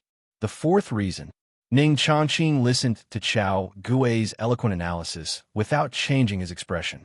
Chao Gui didn't know whether he had guessed correctly or not. I've already stated the 6 most probable possibilities, so can the dean dispel our doubts? Chao Gui paused after stating 6 possibilities in a row and changed the subject. Which one do you think it is? Ning Changqing continued to test him. I don't think it's any of them. Ning Changqing was slightly stunned. Since it wasn't any of them, why did he come up with 6 possibilities? My intuition tells me that it's none of them. Chao Gui knocked on his head. As a person who likes to bet, my intuition has always been very sharp. You will know when we get there. You can continue guessing along the way. Ning Changqing suddenly smiled at him childishly. Thank you, Dean. Chao Gui cupped his fists at Ning Changqing. Ning Changqing was slightly stunned. Chao Gui gave up so easily? I bet with them, and the dean won't tell me. Chao Gui laughed heartily and turned to wave at the people behind him. Boo! Everyone booed. You brat. Ning Changqing didn't know whether to laugh or cry. He had actually become Chao Gui's gambling tool. However, I'm really curious about the reason behind it. Let's wait and see. Chao Gui bowed at Ning Changqing before swaggering off. One day later, everyone from the Shaojiang Academy met up with the Salt Academy. Dean Yanshu, long time no see. Ning Changqing greeted the dean of the Shaojiang Academy. The students from the 2 academies also greeted each other. Yin Rosi, greet the brothers of the Shaojiang Academy. These are my classmates. A rather enthusiastic young man, or rather, a teenager, greeted them and introduced them to the people from the Shaojiang Academy. Greetings. Everyone from the Shaojiang Academy cupped their fists. Their attitude wasn't perfunctory, but it wasn't very enthusiastic either. The reason was naturally because of what was mentioned above. It is my honor to be able to go to Lawn City with everyone from the Shaojiang Academy this time. I might have to disturb you and listen to your wise opinions. Yen Ruosui didn't care about the other party's performance and was still extremely enthusiastic. Brother Ma, let's make a bet. Let's guess whether he can't wait to trample on us under his enthusiasm. At the back of the crowd, Chao Gui patted the shoulder of an ugly young man with small eyes and a face full of pimples. He whispered in his ear, "If 2 people guess the same option, the bet won't work." The ugly young man's eyes flashed as he snorted. The Salt Academy was also a rather famous academy in the Yun Nation, and its style was similar to the Shaojiang Academy. The founder of the Salt Academy had learned from the Shaojiang Academy, so its style was also instilled into the Salt Academy. Coupled with other relationships, the relationship between the 2 academies was pretty good. However, this didn't mean that the students of the 2 academies would have a good relationship. The Salt Academy could be said to be a substitute for the Shaojiang Academy. For many people, Regardless of whether they were students or other people, their primary goal was naturally the Shaojiang Academy, and the Salt Academy was the next best. Therefore, many students of the Salt Academy always felt that they were inferior to the Shaojiang Academy. On the surface, the Salt Dao Academy blindly followed the Shaojiang Academy's lead, but what the numerous students thought in their hearts was another matter. At the very least, there was definitely a desire to compare. That's hard to say. Chao Guwei had a faint smile on his face. Why don't you guess? What's the bet? Ma Hualong asked. A drink at House Yunyan. Ping City's House Yunyan. Lan City's House Yunyan. Then it would be impolite to refuse. He must have other plans in mind. As long as he finds an opportunity, he will step on our heads to show others. I heard that the Salt Academy has a genius surnamed Yen. It should be him, right? Remember, a drink at House Yunyan. Ma Hualong giggled. Chao Guwei chuckled. Then, I'll guess another possibility. After saying that, he took 3 steps forward. Brother Yen, how have you been recently? Brother Chao, I saw you just now. Seeing that you didn't have any reaction, I thought that you had forgotten about me. Yen Ruosui welcomed him with joy. I was thinking of finding an opportunity to talk to you in detail later. If it wasn't for you, I would have been in danger. I still have to thank you for saving me. You're welcome. I encountered such a thing while traveling, so I naturally couldn't sit idly by. Chao Guwei turned his head and smiled at Ma Hualong, causing the latter's face to darken. He had fallen into his trap. The two of them actually knew each other, and from the looks of it, Chao Guwei had even saved him before. First, set a small goal, for example, 1 second.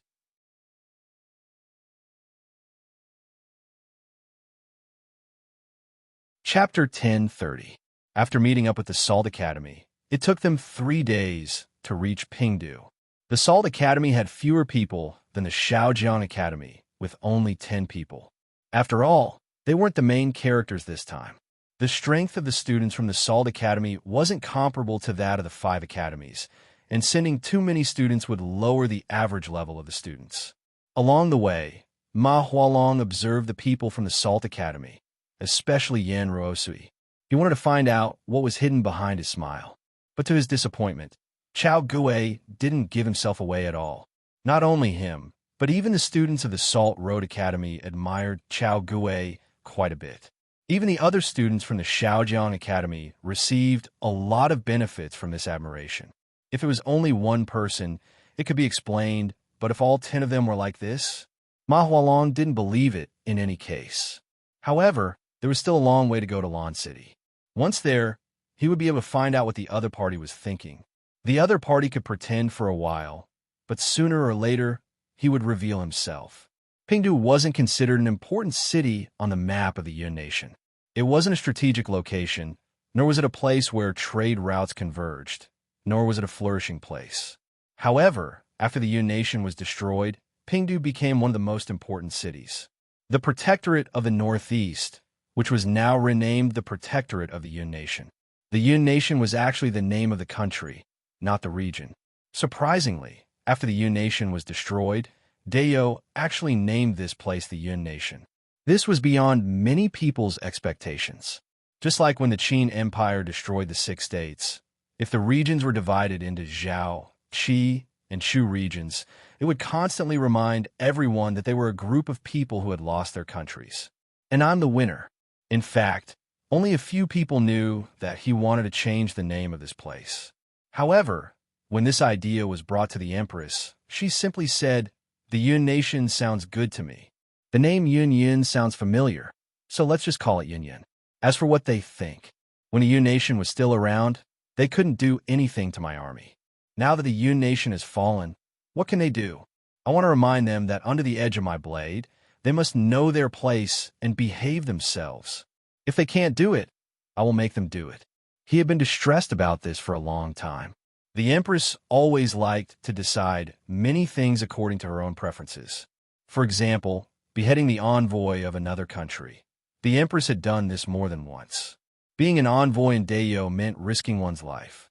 Up until now, it seemed that no one had been able to end well. The envoy of Great Xia, who had lived the longest, was beheaded after he refused to surrender.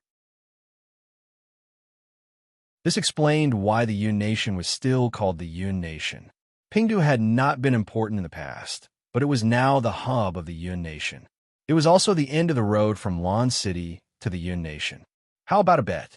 Guess which academy we'll meet first here. Chao Gui nudged the red-lipped, white-toothed young man with his shoulder. I never gamble, and I won't gamble with you, the young man said with a cold face. How boring would that be? It's good to have a little excitement in life, Chao Gui said with a smile. Not interested. The young man quickened his pace and ignored him. The young man was one of the 3 most outstanding disciples of the Shaojiang Academy, Shui Yuanpei. Shui Yuanpei, Ma Hualong, and Chao Gui each had their own characteristics. Ma Hualong was ugly, Chao Gui was a gambler, and Shui Yuanpei was old-fashioned, stubborn, had no hobbies, didn't like women, didn't like men, didn't amass wealth, and wasn't greedy for power. He was a boring person that no one could find any flaws in. However, he was also the Academy's most handsome student. Hualong, forget it. You still owe me a banquet at House Yunyan. Chao Gui looked at Ma Hualong and shook his head. We still don't know who will win, Ma Hualong said. Chao Gui flashed to the back of the group, put his arm around Yan Ruosui's shoulder, and asked, Do you want to make a bet? Yan Ruosui laughed and said, Brother, you still like to bet with people. He still remembered that when he faced those villains, he felt that he was going to die this time. However, the trembling girl behind him made him grit his teeth and stand in front of her. Do you want to make a bet? He hadn't reacted when that voice sounded. Let's bet what poison you were poisoned with just now. Look at the 3 bottles in my hand. One of them is the antidote, and the other 2 are poisons that will take effect immediately. Do you want to bet? I sprinkled the poison into the wind just now. Didn't you smell the cloying fragrance of the girls in Drunken Fragrance? This poison isn't that powerful. At most, it will make your intestines rot, and you'll have to dig out your own eyes. You probably still have, let me calculate, about 5 minutes left. Of course, you can also bet that I'm lying to you. Which one do you want to bet on? Chao Gui sat on the eaves, fanning himself with one hand and holding a jar of wine in the other. There was a red lipstick mark left by some girl on his face, and he laughed wantonly at the crowd below. Yan Ruosui smiled and said, Since brother is in the mood, I am naturally willing to accompany you. What do you want to bet on? You're smart. Chao Gui patted him and praised. Let's bet on which academy we'll meet next. I'm sure that it won't be just our 2 academies that have come to Ping City. The people who were listening with interest immediately felt that it was very difficult when they heard the content of the bet. After all, it wasn't just the 5 academies this time. They didn't even know which academy would be participating. How are they supposed to guess? Let's talk about the bet first. The loser will treat everyone here to a drink. How about that? Hearing Chao Gui's words, the crowd had a good impression of him. It didn't matter even if they lost this kind of bet. Moreover, the content of the bet was also very interesting. Although there was a certain element of luck involved, it also depended on the individual's analytical ability. All right, brother, you can guess first, Yan Ruosui immediately said. Since you call me brother, of course you have to go first. If anyone else wants to bet, you can also say the name you like. If any of you are wrong, then you can treat everyone together. Chao Gui called out to the others around him. Then I won't stand on ceremony. I guess it's the Drunken Scripture Hall. Yan Ruosui said. I also guess it's the Drunken Scripture Hall. Another person said with a smile. I guess it's the Jitai Academy. A pretty girl said. I guess it's the Leidang Academy. Everyone started guessing, but they could only come up with 3 names. The Drunken Scripture Hall was near here, so the students were most familiar with Pingdu. Many academies would ask their students to wait in the inn when they came here to avoid trouble. The students from the Drunken Scripture Hall were certainly not like this. The Jitai Academy was the only academy in the Yun Nation that had more women. Women always liked to wander around when they came to a new place. As for the Leitang Academy, the people from the academy liked to investigate the local prices everywhere they went. The Leitang Academy was the academy that had the closest relationship with many chambers of commerce. Brother, what are you guessing? You can't be the banker. If we don't guess correctly, we won't guess correctly, right? Yen Ruosui said with a smile. Why would I do that? Chao Guwei coughed softly. I guess it's Wang Jing Academy. Everyone was surprised. Even Ma Hualong, who was listening to the discussion behind them, found it strange. How could it be Wang Jing Academy? Chao Guwei, it's really you. I saw you upstairs just now and thought I got the wrong person. What do you want to do about you and my sister? A man's angry voice suddenly came from the back of the group. Everyone turned around and saw that the person was actually wearing the uniform of Wang Jing Academy. They immediately understood that Chao Guwei must have seen the other party upstairs and knew that the other party would definitely look for him. That was why he made such a bet. However, everyone pricked up their ears.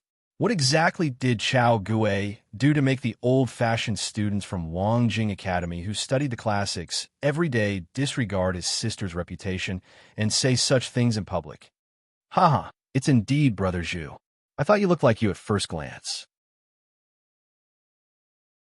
Chao Guwei didn't feel like he was caught doing something bad at all. He put his arm around the other party's shoulder and whispered a few words into the other party's ear. Really, the person's angry face seemed to relax a little. The truth can't be faked, and the fake can't be real. Don't worry. Chao Guwei laughed. Xiao Huan, don't worry. When we return from Lan City, if you say anything false, I'm bound to lose every bet. Humph, I hope you could do what you say. Brother Zhu, don't worry. Chao Guwei pulled the other party to the side. No one knew what he said. Only a few scattered words drifted over, causing everyone's heart to itch even more. After a few words, the other party's expression softened. He nodded at him and turned to leave without paying attention to the others. Everyone, I heard that the best restaurant in Lan City is called Shanhuai Restaurant. Chao Guwei turned his head and winked at everyone. Brother, we can't miss a drink. Everyone from the Salt Academy laughed. Although they had lost, they didn't mind. Instead, they felt that Chao Guwei was very interesting. Moreover, everyone had heard of Chao Guwei's reputation. He was one of the most talented disciples of the Shaojiang Academy. At this moment, he didn't put on any airs, and everyone liked to make friends with him.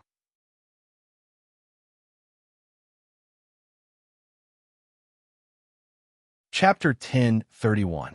On the way to the inn, they met the students of Jitai Academy. Most of them were women dressed as men, and they were young and beautiful. When they strolled on the street in groups of 3 to 5, the students of the two academies couldn't take their eyes off them. Of course, the teams from the two academies were also the center of attention.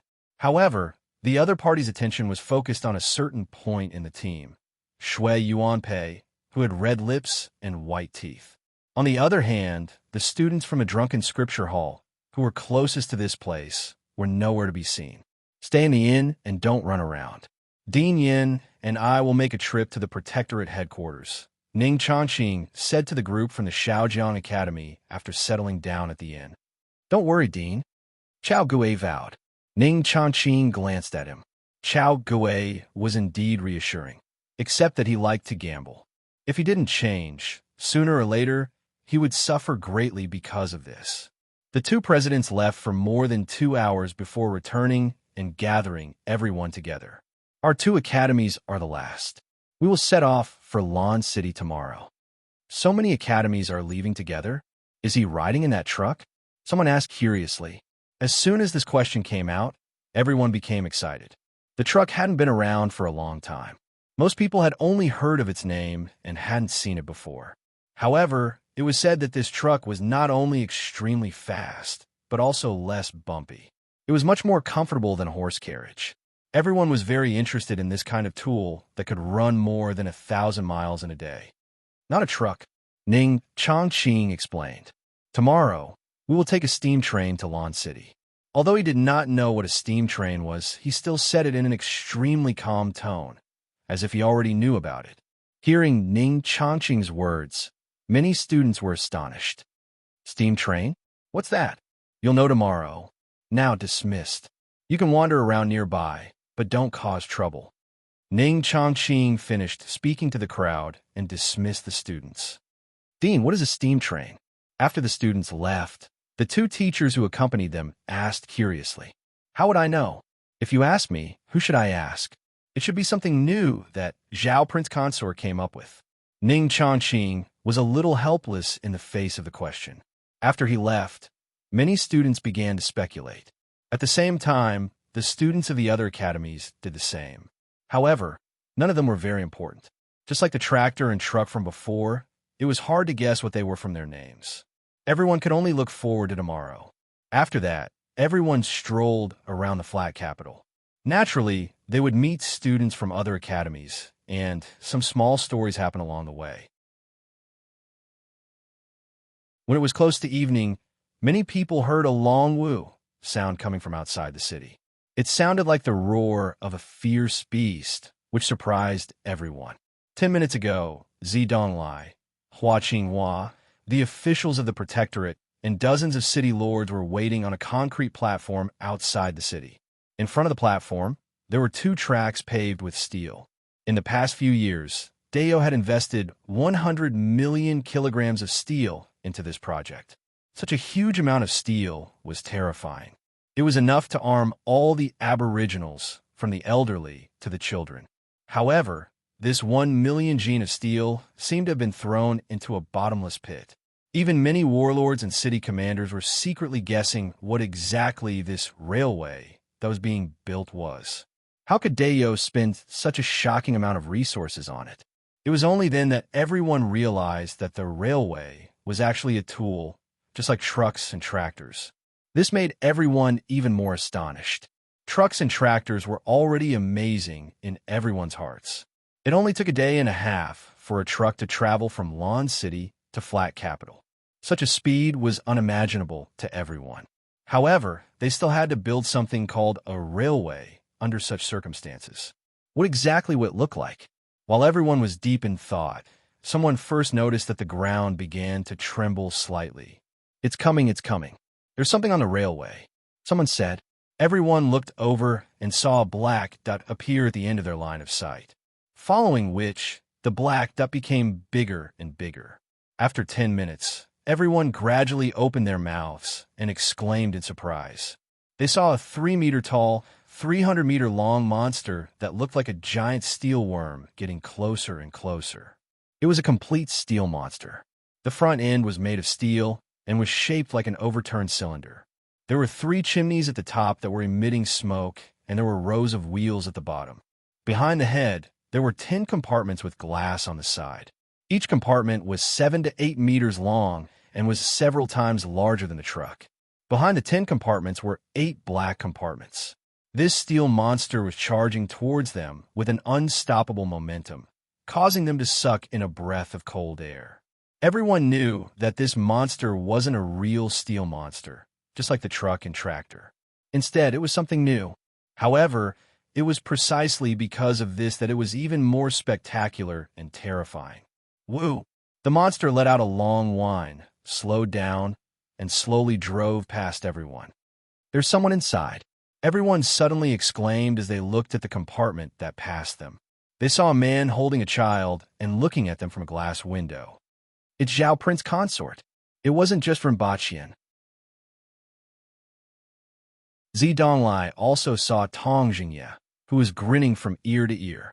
Although they had only met a few times, he had left a deep impression on Ren Baqian.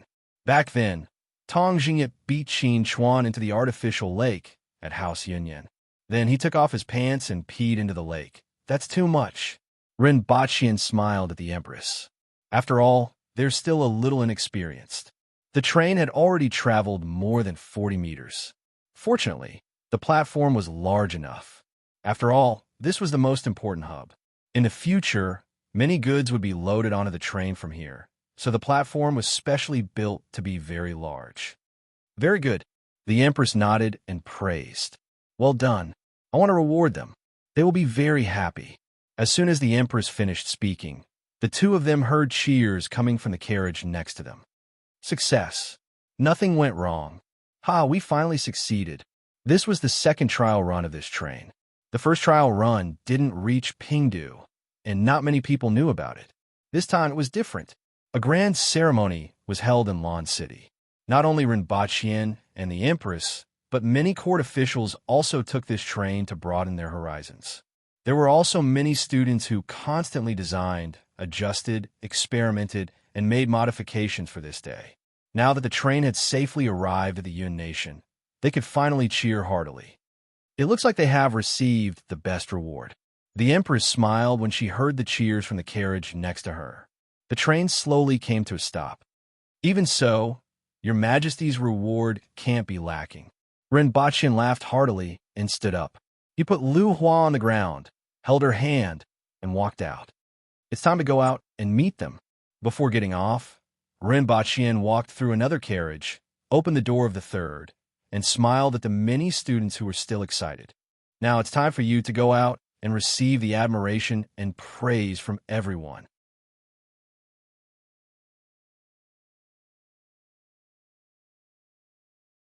Chapter 1032. When they opened the door, they were greeted by a burst of noise and admiration. Even though they had seen tractors, trucks, telephones, and other things, the impact of the train didn't diminish at all. The combination of huge size and steel always formed a unique sense of beauty. The mechanical parts and gears became the best decorations. Greetings, Zhao Prince Consort and Your Highness. Where's Her Majesty? Zidonglai stepped forward and asked. At the back. Rinpoche nodded at everyone. Then he pointed at the young people who came down from behind him and said, "Let me introduce to all of you the biggest contributors this time around. They're the first-year students from Black Bamboo Academy. They're the ones who turned the blueprint into reality. They made the steel behemoth like the steam train appear in the world." The first person to jump down from behind Rinpoche was Tong Lan, who was dressed in white. Tong Lan was 7 meters tall, had a slim figure and a delicate appearance. She had a unique temperament that was a combination of heroism, wisdom, and self-confidence. She amazed everyone the moment she got off the train. Following her were Shurgan and the other students.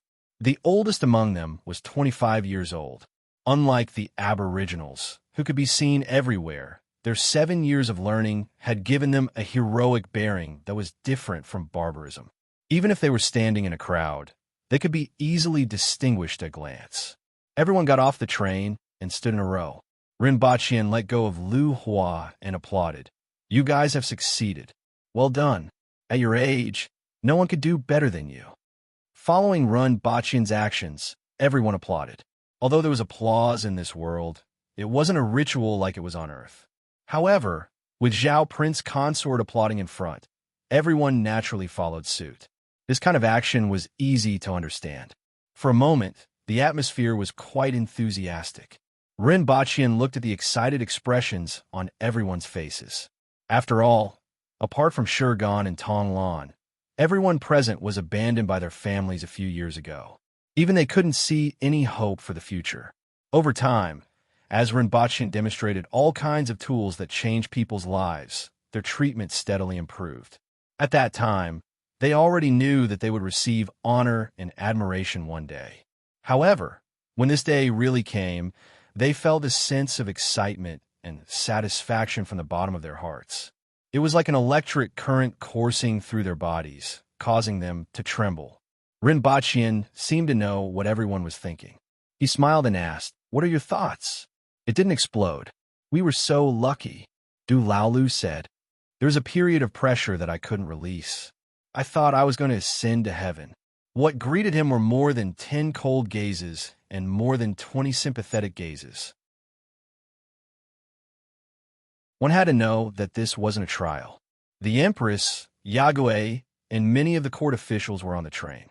If the train were to explode into the sky, they didn't even dare to imagine such a scene. One could imagine the pressure they were under. Fortunately, they arrived safely. You can keep such thoughts to yourself. Rinpoche was so angry that he almost laughed. Do you have to be so direct? Very good, very good. Xiaolan did well. As the Minister of the Ministry of Works, he attached more importance to the means of transportation than anyone else, especially when his granddaughter, Tong Lan, was among them. "It's not just me." In a rare moment of modesty, Tong Lan added in her heart, "At most, half of the credit belongs to me. She is indeed my granddaughter. Tang Xingye laughed heartily. Of course, the others have done well. The Ministry of Works welcomes all of you. How about it? Working at the Ministry of Works will give you a chance to display your talents. As for your studies, it doesn't matter. Just come to the Ministry of Works when you have nothing to do. The Ministry of Revenue will also give you a chance to display your talents. Tu-Wan put on her sunglasses and smiled at everyone after getting off the train. The Ministry of War is the home of the brave. Come to the Ministry of War and follow me. Let them play with their eggs. Qin Chuan's loud voice could be heard before he even got off the train. They still have 3.5 years to graduate. Ren Baqian glanced at the crowd and reminded them. He added in his heart, graduate from university. More than 20 officials from various ministries got off the train, and the warlords who were waiting here felt their foreheads break out in sweat. Most of these warlords were only at the man-wheel level, and the strongest two had just advanced to the earth-wheel level. In front of more than 20 Cardinal Heaven experts, there was a lot of pressure. Your Majesty, when the Empress, who was wearing a red dress and had her hair casually draped behind her, appeared, everyone immediately cupped their fists and greeted her. Mother, Hua turned around and threw himself into the Empress's arms. The Empress grabbed him by the neck and shoved him to Zhu Hua, who was following behind. The Empress nodded at everyone and walked to the front of the students. With a faint smile on her face, she praised, "Well done. Zhao Prince Consort didn't waste so much effort on you. I hope that you can create the future of the human race." Yes, Your Majesty. Everyone was excited. Ren Baqian put his hands behind his back, paused for a moment, and turned to look at the Empress. She actually said human race instead of Dayo. Then he smiled. After so many years, the Empress had finally begun to change. Not only him, but Tang Xingye and the other officials also understood the meaning behind her words. Let's introduce this steam train. The Empress looked at everyone with a gaze full of admiration. Most of them looked at Shurgan, and a few looked at Tonglan. Among the students, these two were the strongest. Although strength wasn't considered in the academy, the concept of strength was already deeply rooted in everyone's bones. Many students subconsciously regarded these two as their representatives. Furthermore, they weren't just strong, but also did well in their studies and other aspects. For example, Shurgan was good at coordinating and contacting many students in other departments. As for Tonglan, she had overhauled the steam train's blueprint dozens of times. The current steam train was designed according to Tonglan's ideas and the collective efforts of everyone. Shurgan gently patted Tonglan's arm. Tonglan stepped forward, glanced at everyone, and then said to Zidonglai and the city officials, "The Empress's steam train is officially known as Laboratory Number 77. It has a total of 19 carriages, each 24, 6 meters long and 1 meters wide. The height between the roof and the track surface is 47 meters, and it weighs 93,400 kilograms. The first carriage is the locomotive, and the second is a simplified version for the imperial family. The production of the carriages for the imperial family takes a year, and the dean is in charge of this.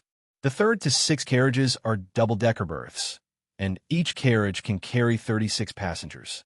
The 7th carriage is the dining carriage.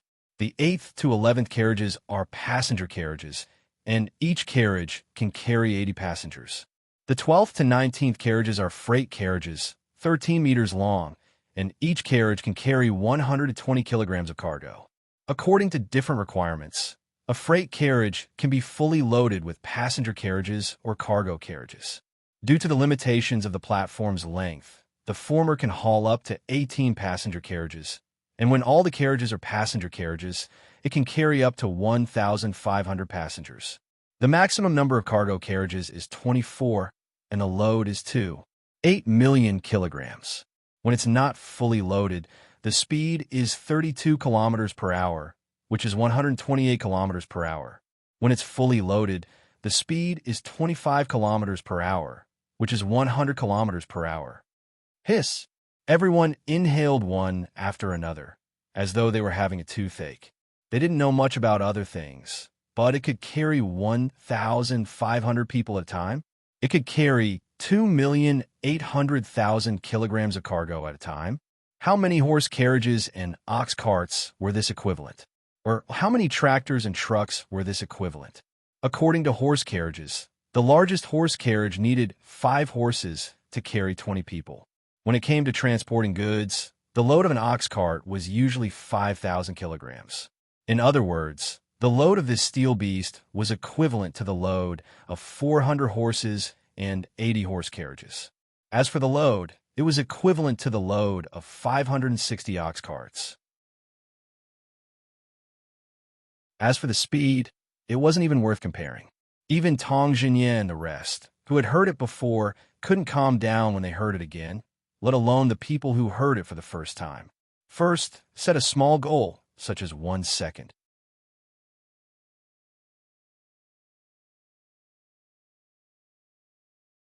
Chapter 1033. Due to the Aboriginals' human form, the 5 seats on Earth were changed to 4. At the same time, the depth of the seats was also increased. As a result, the 118 passenger carriages on Earth could only carry 80 people. Similarly, the number of passengers in the hard sleeper carriages was also greatly reduced. Even so, the emergence of trains was a huge impact on transportation and travel in this world. With Rinpoche's promotion, trains and other means of transportation in this world would be promoted to the entire territory of Dayo at a speed that was dozens of times faster than in Rinpoche's previous life. For example, there's only 1 railway track from point A to point C, and 2 railway tracks are set up at point B.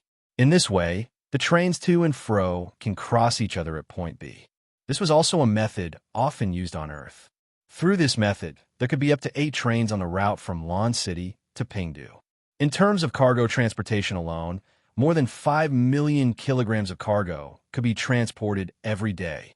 In this era, it could be considered an astronomical figure.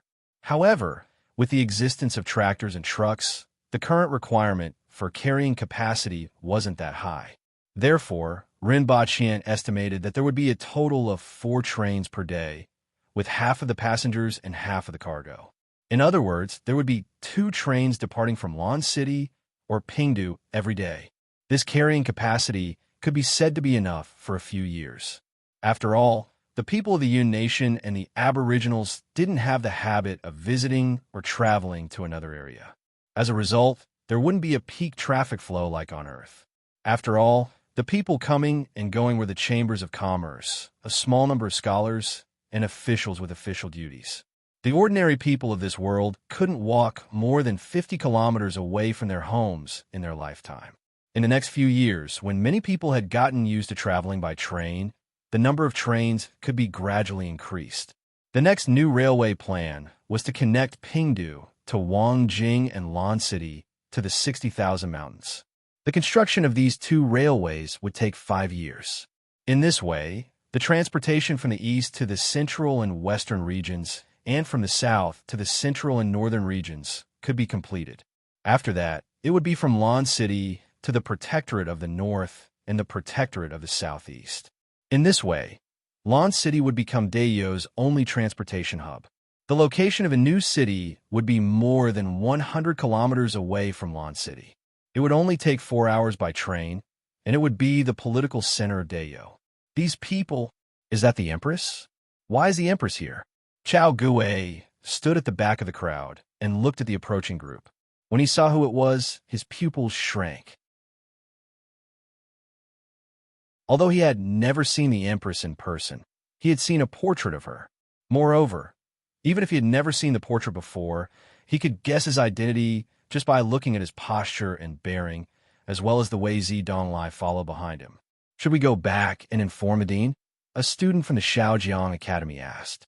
What's the point of notifying him now? Let's take a look first, Chao Gue replied without turning his head. His gaze lingered on the Empress for a moment before moving on to the crowd. Is that Zhao Prince Consort? What a shiny head, just like in the legends. These people seem to be spirit will experts. It was simply terrifying. In terms of high-end martial arts, the Imperial Court was simply too terrifying. Be it the original Imperial Court, the Qin Nation, or the Great Xia, none of them can compare. Who are these people? She didn't look very old. What a beautiful girl. TSK, TSK. He looks so young, but his strength is actually a level higher than mine. Terrifying. City Lord Yu Jiang and Liang City Lord are following behind them. There's also Gu Zong, Zhong Qing, City Lord Suan. They're all nearby city lords. It looks like they already knew that the emperor was coming. Ma Hualong pointed out a few people beside him. What do you think? Chao Guwei asked softly. Since these city lords are here, the Empress shouldn't be going to other cities. It's very likely that she's really going to Lan City with us. Aren't those spirit wheel experts the ministers of the imperial court? Since the Empress, Zhao Prince Consort, and so many ministers are here, there must be something important that involves the entire Yun nation. After the procession was far away, Chao Guwei pulled Ma Hualong along and said, "Let's go back." It wasn't just Chao Guwei and the other students from the Shaojiang Academy who were watching this procession. There were also students from Jitai, Wangjing, Jiangling, and many other academies. No one expected that the Empress would suddenly come to Pingdu while they were gathering in Pingdu and heading to Lan City. She even brought along all the court officials. This made everyone speculate after they returned. No matter what their intentions are, it's not something we can participate in now. Our goal this time is still the same as before, to suppress the other academies in the exchange, someone said in the inn where the Jiangling Academy was staying. Only when we enter the imperial court will we have a chance to speak up. Brother Huaining is right. Everyone, don't be distracted at this time, another person said. Everyone nodded. In the inn where the Wangjing Academy was staying, 5 people sat together. If we suppress the other academies, embarrass the Black Bamboo Academy, and then reject the imperial court's recruitment, I think they will look very good, a scholar said with a strange smile. That's right. Before we came, we were already prepared to sacrifice ourselves for a righteous cause. If they really fly into a rage out of humiliation and slaughter the students who are going to Lan City, then the people of the world and those who are content in their own corner will be able to see the true colors of these barbarians. Their previous conciliatory methods will become a joke. You have to know that we were invited by them. If they want to subdue the scholars and hold back their anger, then we must become the heroes of the scholars. Another scholar with a pair of reptilian eyes scanned the people in front of him and said, his eyes were filled with bone-deep hatred. If they became the heroes of the scholars, even if the imperial court of Dayo wanted to do anything in the future, they would have to consider the reactions of the scholars. Since ancient times, the writers of the scholars couldn't be offended. The other 3 people remained silent and played with the wine cups in their hands. Why? Haven't the 3 of you made up your minds? Don't forget that we have studied many classics. How can we easily side with those barbarians? Brother Tu Jie, the warlord of Wenshur City, Duke Tu, was killed by those barbarians. If you had stayed in the academy, I wouldn't have said anything else. But since you are here, are you going to work for the enemy who killed your father? One of the 3 people immediately crushed his wine cup with an ashen face. Jitai Academy. That student from Shaojiang Academy is so handsome today. Little girl, are you moved? Along with the voice was a series of laughter and playful voices. The next morning, many academies with different thoughts left Pingdu and went to a wasteland in the north of the city under the lead of the soldiers. Look, the people from Wangjing Academy, Jiangling Academy, Baiquan Academy, and Fenghu Academy. The 5 academies are finally here. Chao Guwei nudged Ma Hualong's shoulder and said, what surprises me the most is that those old-fashioned fellows from Wangjing Academy actually came. Ma Hualong glanced around and said in bewilderment, while they were sizing up others were sizing them up too. Among them, there were only 7 students from Wangjing Academy, 15 from General Academy, 13 from Baiquan Academy, and 20 from Fenghu Academy, the same as Shaojiang Academy. In addition, there were many other academies. At a glance, all the famous academies in the Yun Nation were here. In front of them, a row of buildings had appeared on a piece of flat land that was originally outside Pingdu City. The first two-story pavilion was more than 30 meters wide, and the words Pingdu train station were written on the top. On both sides of the pavilion was a row of walls that tightly blocked the inside. What's a train? Everyone was puzzled again. They had heard of it once yesterday, and now they saw it again. Baidu search 881 Chinese network yen. No advertising words.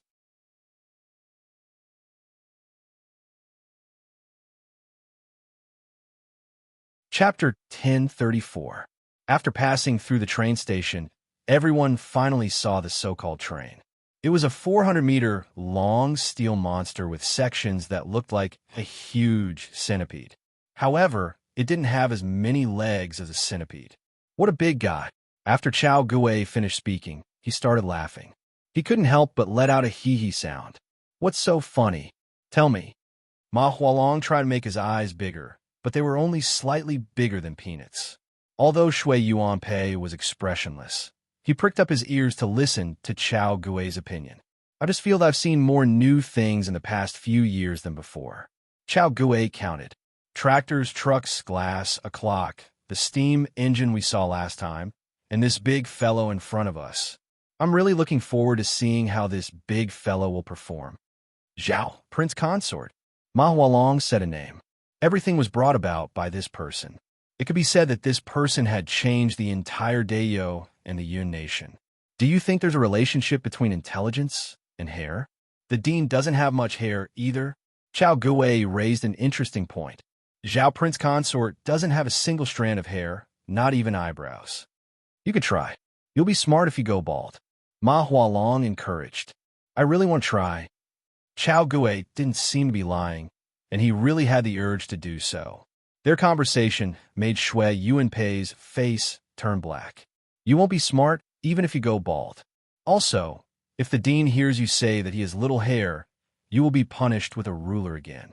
The ruler was a type of board made of two pieces of wood stuck together. It was 8 feet and 2 feet long, and when hit by the hand, it would produce a loud sound without much strength. It was a warning sound. Of course, it would be quite painful if you hit it hard. Chao Gui rolled his eyes and said to Ma Hualong, "Do you want to make a bet? I'm guessing that the dean has 864 strands of hair. You want me to count the dean's hair?" Ma Hualong squinted at him. "You're too vicious." "Huh, I'm just joking." Chao Gui laughed and didn't take it seriously. It was just a joke. Then, his gaze fell on a lady in white who got off the train. She was about 17 or 18 years old, wearing a long white dress with pink flower petals as embellishments. Her long hair was simply tied behind her head. She was beautiful, and her skin was fair. She gave off the vibe of the most beautiful white flower on the highest peak of the Yun nation. Her stubbornness and purity were mixed together, as well as her heroic spirit and intellectuality, forming a very unique charm. The woman merely swept a cold glance at the crowd before she continued walking forward. "What's wrong? The girl you couldn't forget yesterday?" Ma Hualong noticed his gaze and teased. "Your eyes are about to pop out. I feel like I've been shot in the chest." Chao Gui clutched his chest with an infatuated look in his eyes, unwilling to leave the figure of the other party for even a moment. "Let me give you a piece of advice.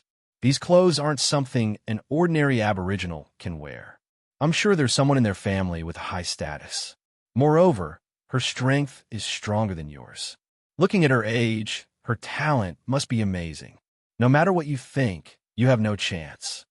Ma Hualong comforted him sincerely.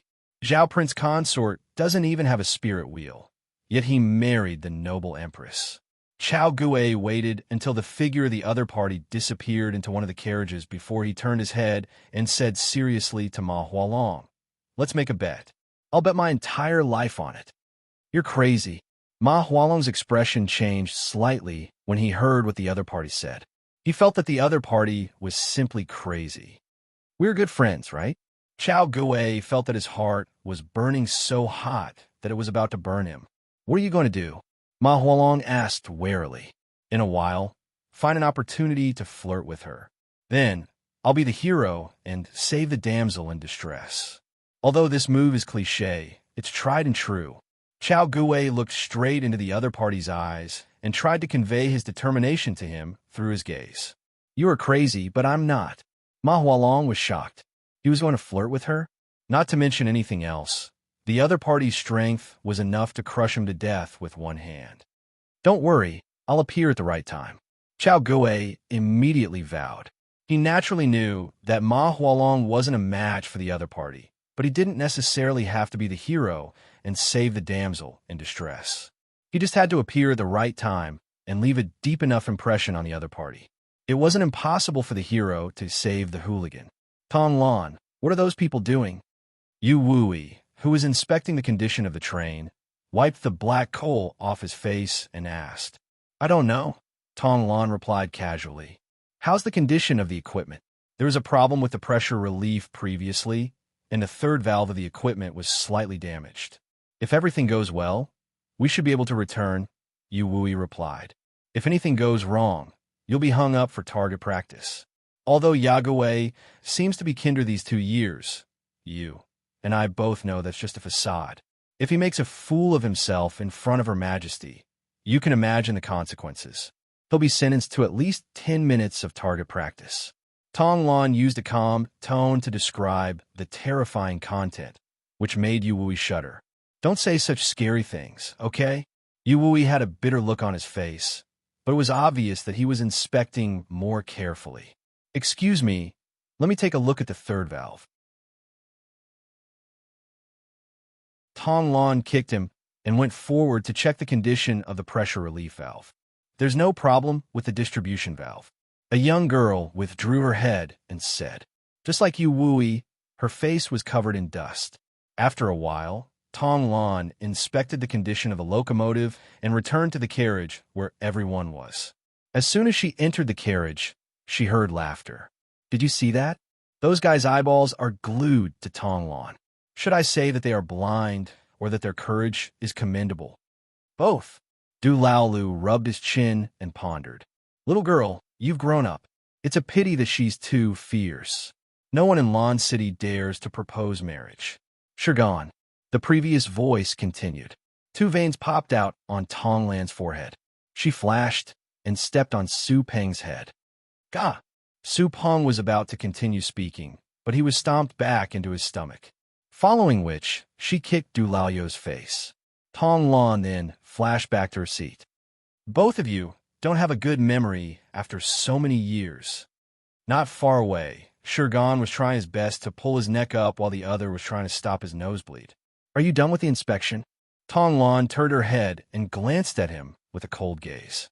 There's no problem with the hooks between the bogie and the carriage. Shirgan spread his hands and said, as long as there's no problem with the power unit, it's fine. There's a small problem, but it's not a big problem.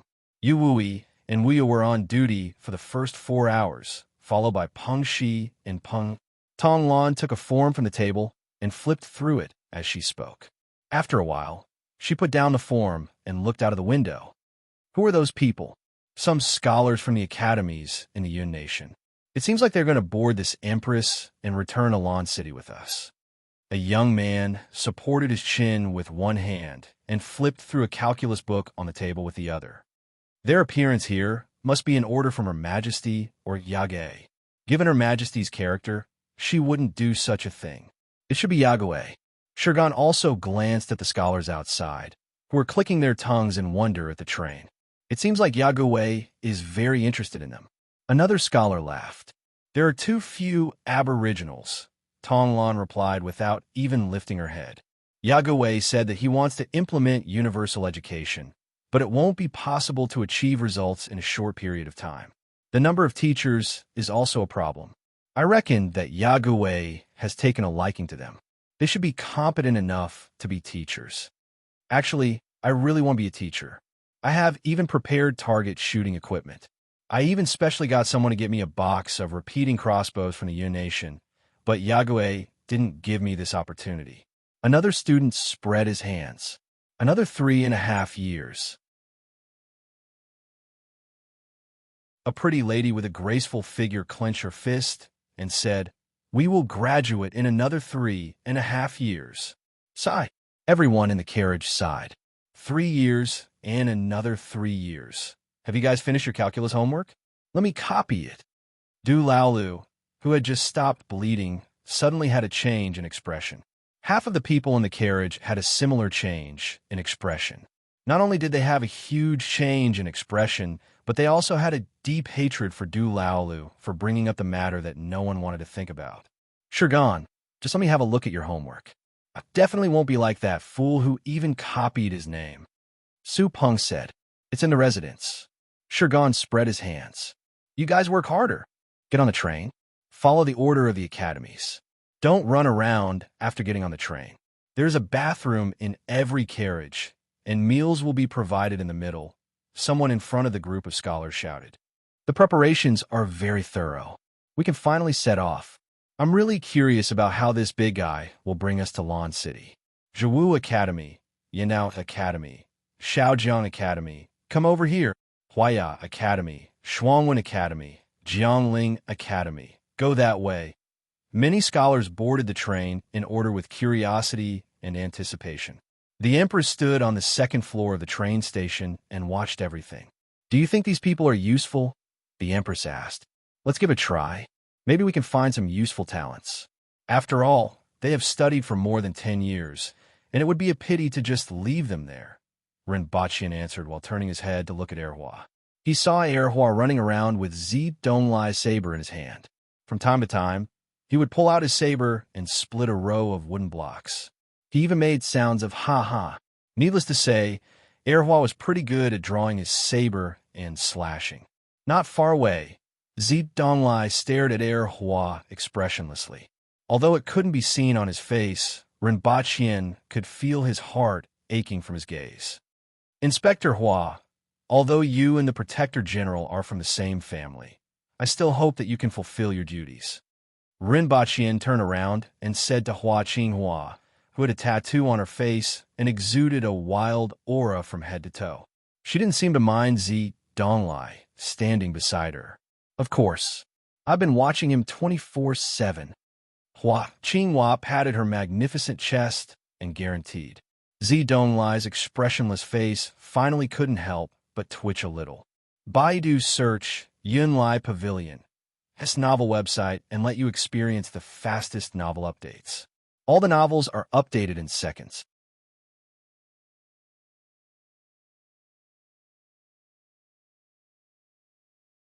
Chapter 1035. The carriage was very spacious. After all, it was designed according to the size of the aboriginals. There were only 4 seats in each row, and the gap between the 2 opposite seats was also very large. All the seats in the carriage were made of pure leather.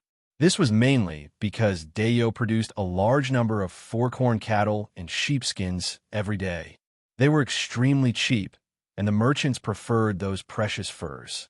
Upon seeing this, Rinpochian simply bought leather and used it on all his products. This included the sofa, the seats, the cab of the tractor and the truck, and even the surface of the table clock. He would nail a layer of cowhide to it. It had to be said that using animal skin was much more environmentally friendly than using paint. As for cheap substitutes like leather, there was no need for them at all. Of course, leather, which was extremely cheap in Dayo, was still a little extravagant for the people of the Yun Nation. However, in the eyes of the students, this was a train, and it was natural to use all kinds of luxurious decorations. Therefore, they didn't find it strange at all, and just felt that it should be like this. As the train roared, everyone in the carriage felt the carriage shake. At the same time, they could see the scenery on both sides beginning to move. It's moving! For most of the students, this feeling was very novel. Although everyone had the experience of sitting in a carriage, it was their first time sitting in the stomach of such a huge steel monster. They looked out of the window as if it was their first time going out. It seems to be getting faster and faster. It's really fast, much faster than a carriage. It's also much steadier than a carriage and more comfortable than those trucks. How many soldiers do you think this thing can carry? Look at these seats. One carriage can carry 80 people. I counted before coming up just now. Including the shorter ones, there are a total of 19 carriages. It should be able to transport 1,500 people. If we remove the seats, We can probably double the number of people. What does this thing move? Judging from the previous shaking, it seems like it's being pulled by something. It should be that black monster head. It's faster than a horse. It's hard to imagine that it can move faster than a horse while dragging such a big thing. Look at both sides. It's made of iron. This thing is much heavier than I thought. Plus, it's carrying so many people. After all, they were students from many universities. If it were an ordinary person, they would probably sigh and not have any other thoughts. After a short period of curiosity, they quickly studied the function and power of this train. However, the things they were curious about were things that they had never come into contact with or even considered before. Naturally, they couldn't study anything. Rinpoche asked someone to bring Shurgan and Tonglan over. Greetings, Your Majesty, Your Highness. Give these to them and let them write down their answers. Rinpoche handed a stack of white paper to them. The two of them glanced at it. There was a very simple question on it. Those scholars from the Yun Nation, Shurgan said with certainty. Rinpoche nodded. Isn't it too simple?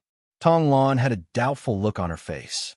In the eyes of the Aboriginals, scholars from the Yun Nation and Great Xia had always been synonymous with knowledge. The poems that were occasionally passed on, as well as the ancient books hidden in the houses of many ministers, all came from them. On the one hand, the Aboriginals were confident in their martial prowess and felt that they could fight against 18 Aboriginals alone. On the other hand, he felt that the other party was very knowledgeable. Even the students of the academy couldn't avoid this kind of perception. Tonglan had previously looked down on them because she knew that Yagüe's teachings couldn't be learned anywhere else. But in his heart, he also acknowledged their attainments in knowledge. That was why she said, at the very least, they're competent in the field of enlightenment education. Otherwise, with her pride, she would have sent them back to the furnace to be remade. That's not necessarily the case. Rinpoche smiled. Got it. The two of them nodded and left with 2 stacks of white paper with a question on it. The students from the Yun Nation were still discussing the steel monster that they were riding when they saw 2 people coming from the other side of the passage. One of them was a burly man with a big beard, and the other was the goddess-like woman in white that they had just seen. Both of you. Someone stood up and wanted to ask. This was because they weren't allowed to pass through the carriages to go to the previous one. There must be a reason why the other party was here. Where's your dean? Shurgan asked with a gentle smile. I am. May I know what business you have with me? An old man stood up and asked. Zhao Prince Consort hopes that you can answer this question. Shurgan left 80 pieces of white paper in his hand. Everyone just needs to write down the answer in your heart and leave your name. Following Shurgan's words, the old man's gaze suddenly changed. Was this a test? Did they want to see the strength of the various academies? The old man took the paper and looked at it. There was only one line on it. Are you still or moving? What's the reason?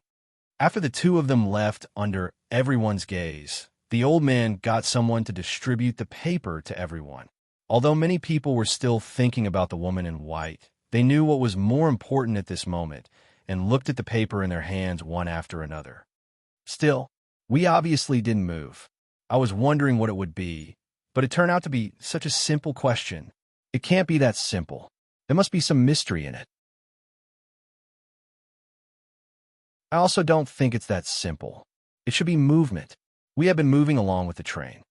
This question is interesting. I think it's correct to say that it's still or moving. It seems that any answer is correct. Any answer is correct, which means that any answer is wrong. Some people began to think about whether there was any relevant discussion in the ancient books that they had learned. Unfortunately, no matter how he rummaged through his mind, he couldn't find anything related to it. Chao Gui looked at Tonglan's back view as she left. He really wanted to push Ma Hualong off the train when Tonglan passed by. He could then use his rude behavior as an excuse to apologize and continue the conversation. Unfortunately, Ma Hualong seemed to have guessed what he was thinking.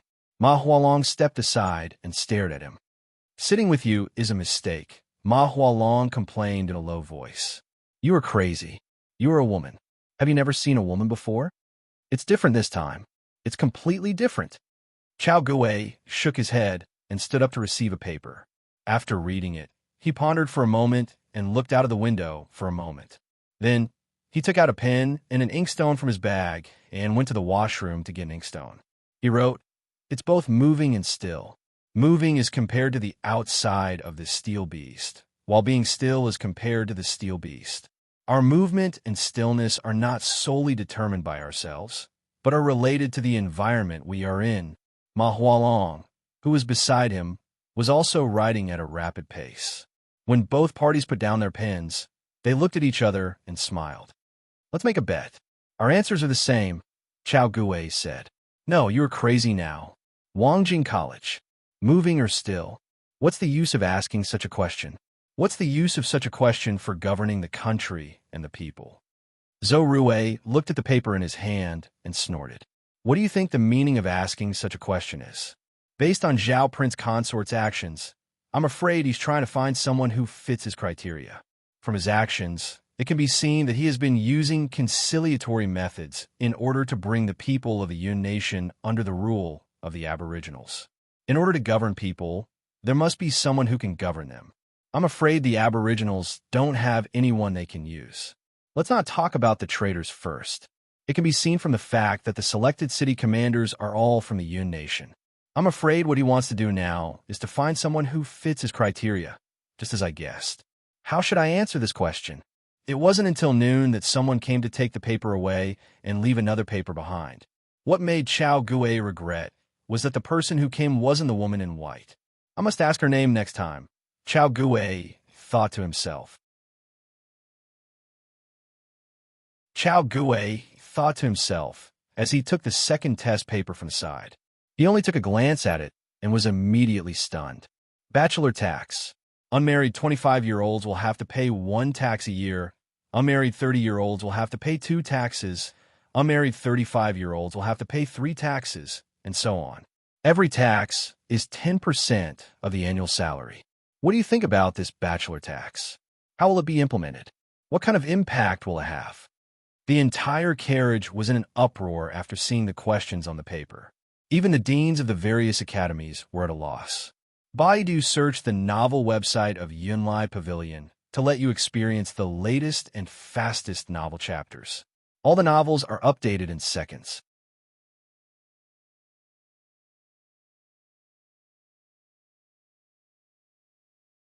Chapter 1036. I can't understand it. I can't accept it. It's simply ridiculous. The carriage that Jitai Academy was in emitted waves of complaints. In the Yun Nation, women couldn't become officials and could get married at the age of 16. Most of the women in the academy were over 20 years old. They could be said to be the typical unmarried young women with high academic qualifications. Usually, it was not rare to see his family busy arranging marriages for him. He did not expect to see someone urging him to get married again. And it was the imperial court urging him to get married. The female students of Jitai Academy were going crazy. I'm going crazy. I've never heard of a bachelor tax. A woman grabbed the hair on her head, and the veins on her forehead bulged. Not only them, but the male and female students of the other academies also reacted the same way. It was just that the male's reaction was slightly slower. Although it was just a test paper, it had already explained a lot of problems. Ridiculous. This is ridiculous. It's not just ridiculous. It's ridiculous. Bachelor tax? I've never heard of such a thing. A few scholars from Wangjing Academy looked at the examination papers in their hands and loudly refuted with an incredulous tone. His voice wasn't soft, but no one found it strange. Even students from other academies thought this single tax was unheard of, let alone Wangjing Academy, which was known for being old-fashioned. Previously, when I saw the Aboriginals adopting a conciliatory policy in the Yun Nation, I thought that Zhao Prince Consort was someone with a deep heart. I didn't expect him to propose such an absurd idea. Wangjing Academy's Zhou Rui was livid. I think it's a good thing. Chang Lu, who had eyes like a reptile, gave off a cold feeling when she looked at someone. After thinking for a long time, she raised her head with a playful expression. Such a reason to increase taxes is simply absurd to the extreme. What good thing is this? A scholar snorted lightly. Zhou Rui calmed down after hearing this. After thinking for a while, he whispered, Brother Chong is right. The more absurd the imperial court of Dayo is, the better it is. If that's the case, it'll be easy. We just have to follow Zhao Prince Consort's wishes. Bachelor tax. Du Laolu smacked his lips and looked expectant. I really want to pay the tax. I'll tell that person of yours when we get back. Su Peng said contemptuously. He can beat 8 of you with one hand. Ahem. I'm looking forward to you guys paying taxes. Du Laolu immediately changed his tune. Remember that you still have some private money? Do you want money or your life? Su Peng smiled maliciously and poked him with his elbow. When someone saw Tong Lan sitting there with a pensive look on her face, he laughed and said, Why? Are you thinking about paying taxes? You still have years to go. Some of us here have to pay taxes. Humph. Tong Lan snorted. She didn't really care about 10% of her annual salary, and she's only 17 this year. She was thinking about what Yagowei was thinking and what kind of impact the bachelor tax would have. In fact, those who find it difficult to get married are the weakest and those with the lowest incomes. If this single tax is really introduced, the pressure on them to survive will be even greater. Shurgan twirled a pen in his hand as he spoke. That is indeed the case. This plan is inappropriate. Our aboriginals are better off, but it's the commoners at the bottom of the Yun nation. It's not easy for them to survive. If we increase their tax burden, I'm afraid there will be repercussions. The one who spoke was Shuryu. Although he had the same surname as Shurgan, he was a commoner. He was also the only commoner student left in this batch. Rebound? Just kill them. In any case, they're all incompetent people. Tong Lan said coldly. Do you really think so? Shurgan smiled and looked at her. Tong Lan had changed a lot over the years. Even though she often punched and kicked Du Laolu, Su Peng, and the other students, she had never bullied any of the commoners in the school. This last, Tong Lan, always said one thing but thought another. They are just some useless people from the Yun nation, Tong Lan replied without looking up. Shurgan smiled and didn't say anything. I don't know why, but Yagowei always seems to be very anxious and seems to be planning something.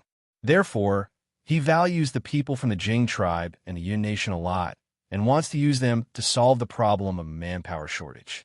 This time, it's obvious that Yagowei is going to pick some people from the Yun nation, so he won't start a massacre in the Yun nation, Shuryu analyzed. As for why Yagowei was so anxious, she wasn't sure. However, there were some students who were clear about this. For example, Shurgan and Tong Lan. They all knew why he was so anxious. However, most of them didn't know.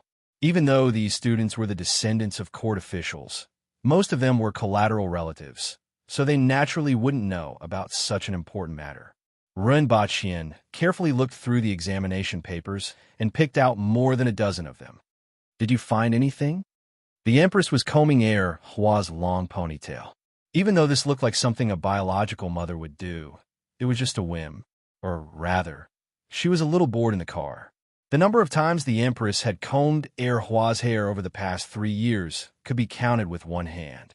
Hua enjoyed it very much as she lay on the Empress's knees, raised and lowered her legs behind her, and drew circles on her clothes with her fingers. Ren Baqian took out more than a dozen examination papers and handed them to the Empress. These people look good. I don't want to read them. I don't understand them. The Empress waved her hand. Ren Baqian smiled and took the examination papers back. Even though these examination papers didn't explain the relationship between stillness, movement, and reference objects concisely, the meaning was there. If they were given more time, they might be able to summarize it in more incisive terms. He had to admit that the standard of these scholars was pretty good. The people in this world weren't lacking in wisdom. They just lacked shoulders that were tall enough and a different way of thinking. At night, Ren Baqian asked someone to distribute the third set of examination questions. Not long after, someone sent the answers to the second set of questions to him. After flipping through a few pages, Ren Baqian laughed. Those female students from Jitai Academy have a lot of resentment. All the female students used various angles to explain how inhumane and tyrannical the bachelor tax was. The resentment of highly educated, older, and unmarried young women hit him in the face. Rinpoche had a faint smile on his face as he looked through the examination papers one by one. Until he saw a few examination papers, he frowned slightly. These examination papers weren't criticizing the bachelor tax, but praising it.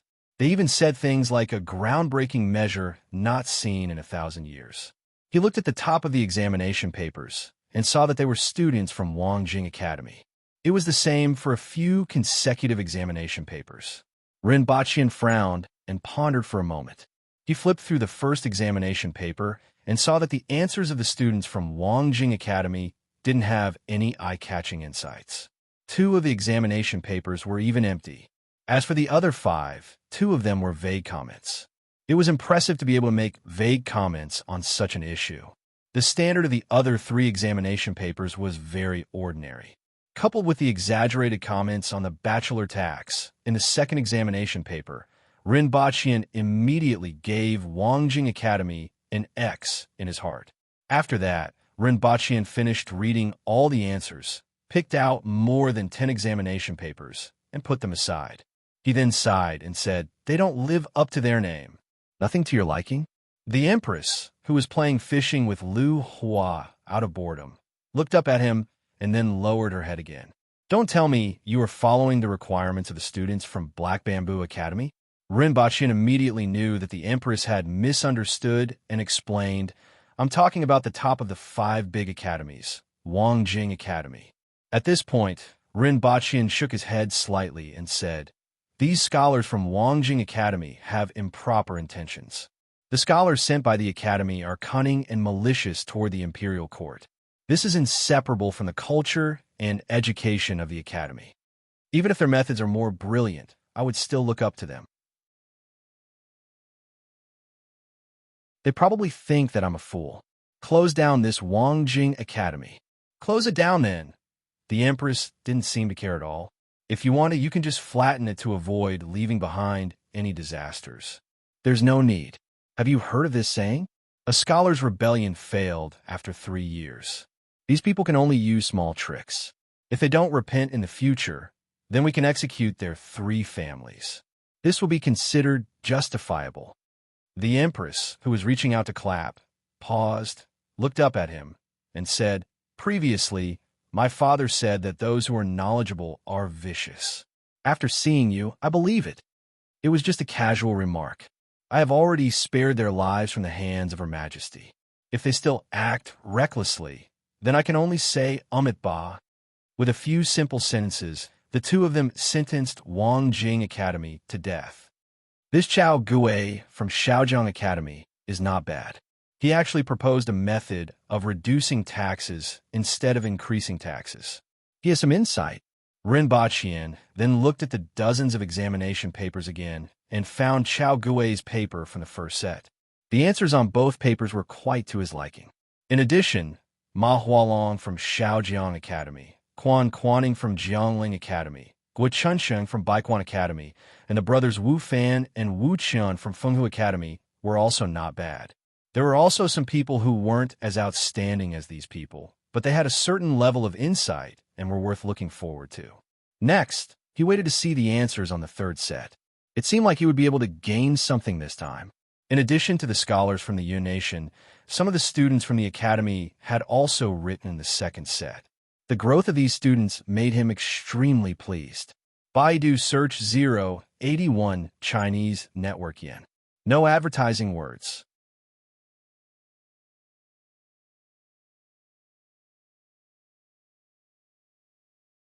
Chapter 1037. Ning Changqing sat on the seat of the train. Some of the students had already fallen asleep, but he couldn't fall asleep no matter what. His somewhat turbid eyes shone with wisdom and radiance. He already knew that Zhao Prince Consort had gathered so many academies this time to select suitable talents. In addition, he was afraid that he would have some other ideas.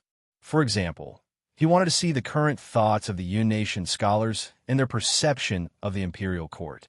However, after reading these papers, he felt that he was probably wrong. Although the scholars had always been the target of every dynasty's court, Zhao Prince Consort was different. He didn't care about the thoughts of the scholars. Judging from his previous actions, he had always been resolutely doing what he wanted to do. Although the papers were for the students to answer, they also revealed their thoughts. Let's not talk about the first paper. The second paper was about the bachelor tax, which should be for the Aboriginals, right? The Aboriginals didn't have a large population, but with their talents, if their population was the same as the Yun nations, there would be no place for other races in this world. As for the third paper, it was the one that touched enchanting the most. There were two questions on it. One was the integration of ethnic groups, and the other was using trains or tractors as examples to illustrate the relationship between productivity and the economy. There is also an explanation on productivity and the economy. Productivity was divided into natural productivity, and the production of various tools, such as trucks and tractors, belonged to social productivity. The increase of social productivity promoted economic development, and conversely, economic development also required the increase of social productivity. The two complemented each other. He had never seen or heard of these remarks before, and he used a few simple words to point out the problems that were closely related to the development of society and the people. The term society was used very well, and it directly included people from all walks of life. Ning Changqing spent the whole night figuring out the relationship and couldn't speak for a long time. Amazing. Zhao Prince Consort's knowledge was really amazing. After reading this question, he recalled the Dayo Imperial Court's decrees and the new things that Zhao Prince Consort had come up with over the past few years. Many of the problems that had troubled him suddenly became clear. He and the others looked at things from different levels, but Zhao Prince Consort had always looked at the root. That was why he promoted the popularization of tractors at a very low price from the beginning and recruited laborers to build roads a few years after the Yun nation was destroyed. Yi Fuqian had thought that he was more or less proud of himself, but now it seemed that this was not the case. From what he knew about the current situation of the Chuyin Chamber of Commerce, this was not the case. The goods transported by the merchant associations were no longer the same as before, where they only pursued the most expensive and profitable goods. Instead, they added a large number of goods that were related to the livelihood of the common people. Even if the profit was small, this must be Zhao Prince Consort's order. Thanks to this, the prices of many items in the Yun nation had dropped significantly compared to the previous dynasty, and the lives of the people were actually better. Amazing! Ning Changqing's brows loosened and tightened as he muttered. "Headmaster, what did you say?" A teacher from the academy beside him asked. "I said it's amazing," Ning Changqing said again and didn't explain further. From these examination papers, Ning Changqing realized that Rinpoche's focus was different from most people's. It could be said that he was completely above everyone else. The current imperial court of Dayo was influenced by him, and it was very different from the previous dynasties. If this continued, he didn't know what would happen to Dayo under his influence. We are finally here. My whole body is stiff from sitting for a day and a half. Chao Gue got off the train and stretched. A day and a half is too fast. I heard that it used to take half a month to travel this way. Ma Hualong said as he looked at the noon sky. That's true. Chao Gue agreed.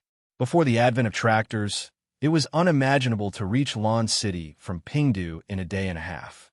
However, in just a few years, everyone had personally experienced such changes. The feeling was especially obvious when they got off the train. At this time, only the students were at the train station in Lan City.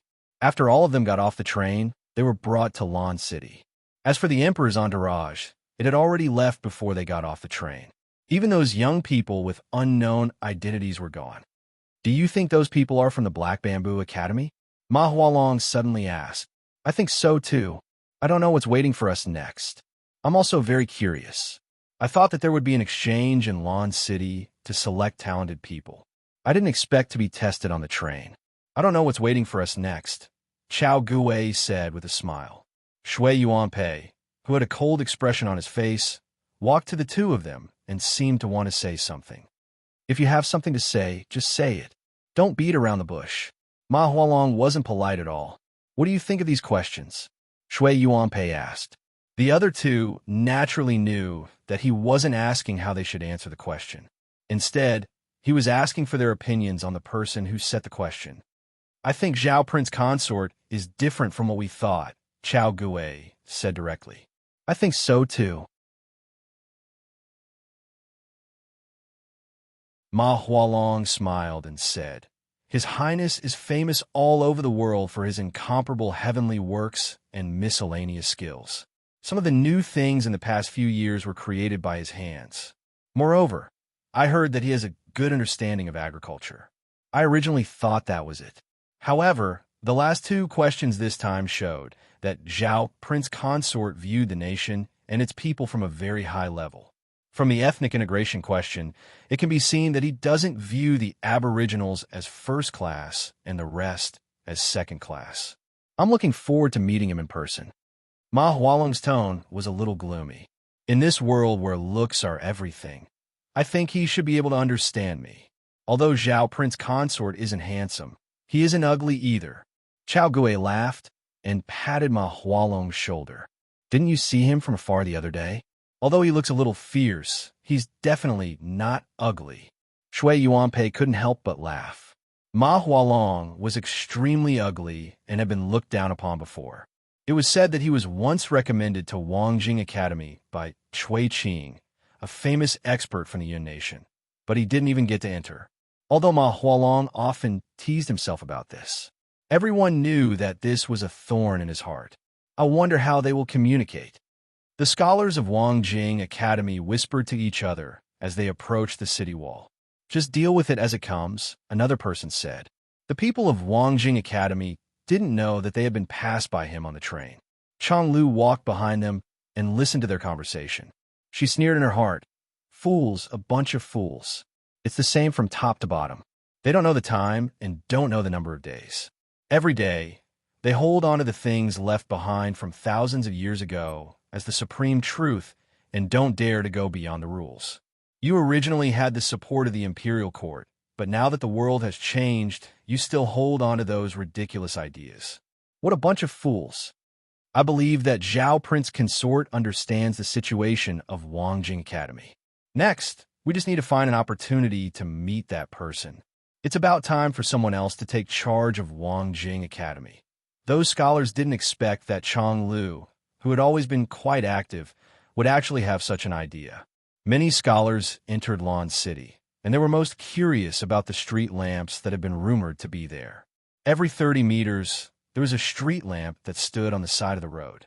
It was about 20 meters tall and had a glass lamp on it. Every night, these street lamps would turn Lan City into a city that never sleeps. The rumor of a city that never sleeps had long spread throughout the Yun Nation. In addition, the aboriginals were really tall, strong, and fierce-looking men could be seen everywhere on the streets of Lan City. This made many scholars feel somewhat uneasy while walking among them. Fortunately, they could occasionally see some merchants from the Yun Nation. Chao Gui found an opportunity to approach a shopkeeper who walked out of shop and looked at the crowd with a smile. Shopkeeper, nice to meet you. Chao Gui cupped his fists. Which academy are you from? Why are there so many scholars? The shopkeeper smiled. He had come out of the shop out of curiosity after seeing these people. I'm Chao Gui from Shaojiang Academy. The students from the 5 major academies, Salt Path, Huaya, Shuangwen, Drunken Scripture Hall, Leitang, and Jitai Academy are all here. We are here to interact with Black Bamboo Academy. Oh, you're students from Shaojiang Academy. The shopkeeper became more friendly after hearing this. Is it safe to walk around Lan City now? Chao Gui asked with a smile. It's considered safe. Nowadays, disputes need to be resolved at the arena, and there are fewer fights than before. Furthermore, if someone were to pick a fight, not only would they be whipped, but they would also be punished to clean the public toilets. Therefore, it's fine even if you walk around alone. However, you still have to be careful not to have conflict with others. Those simple-minded fellows won't be able to control themselves if they get angry. Although they will be severely punished afterward, we will also suffer a great loss, won't we? Therefore, don't act impulsively no matter what happens. I'm afraid that you are young and impetuous. Also, ignore those who pick a fight and look for the people from the Public Order Division. They are available on every street. Do you see that person? That uniform belongs to the Public Order Division. The shopkeeper enthusiastically explained to Chao Gui. Thank you, shopkeeper. Chao Gui cupped his fists in gratitude. You are representing the people of the Yun Nation. Don't embarrass yourselves at Black Bamboo Academy. The shopkeeper didn't forget to remind him and whispered in his ear, of course, if they are really anxious, there's no harm in taking a step back. Thank you. After thanking him again, Chao Gui hurriedly caught up with the group and told them what he had heard from the shopkeeper. The others heaved a sigh of relief upon hearing this. After all, they were under a lot of pressure in a city that was filled with human-shaped weapons. Everyone was arranged to stay near the Ministry of Rights. There was an area there that was reserved for envoys and attendants from other countries, and it was a good place for them to stay. At the same time, someone informed them that there would be an exchange the next day. However, no one knew how the exchange was going to be conducted. First, set a small goal, such as 1 second.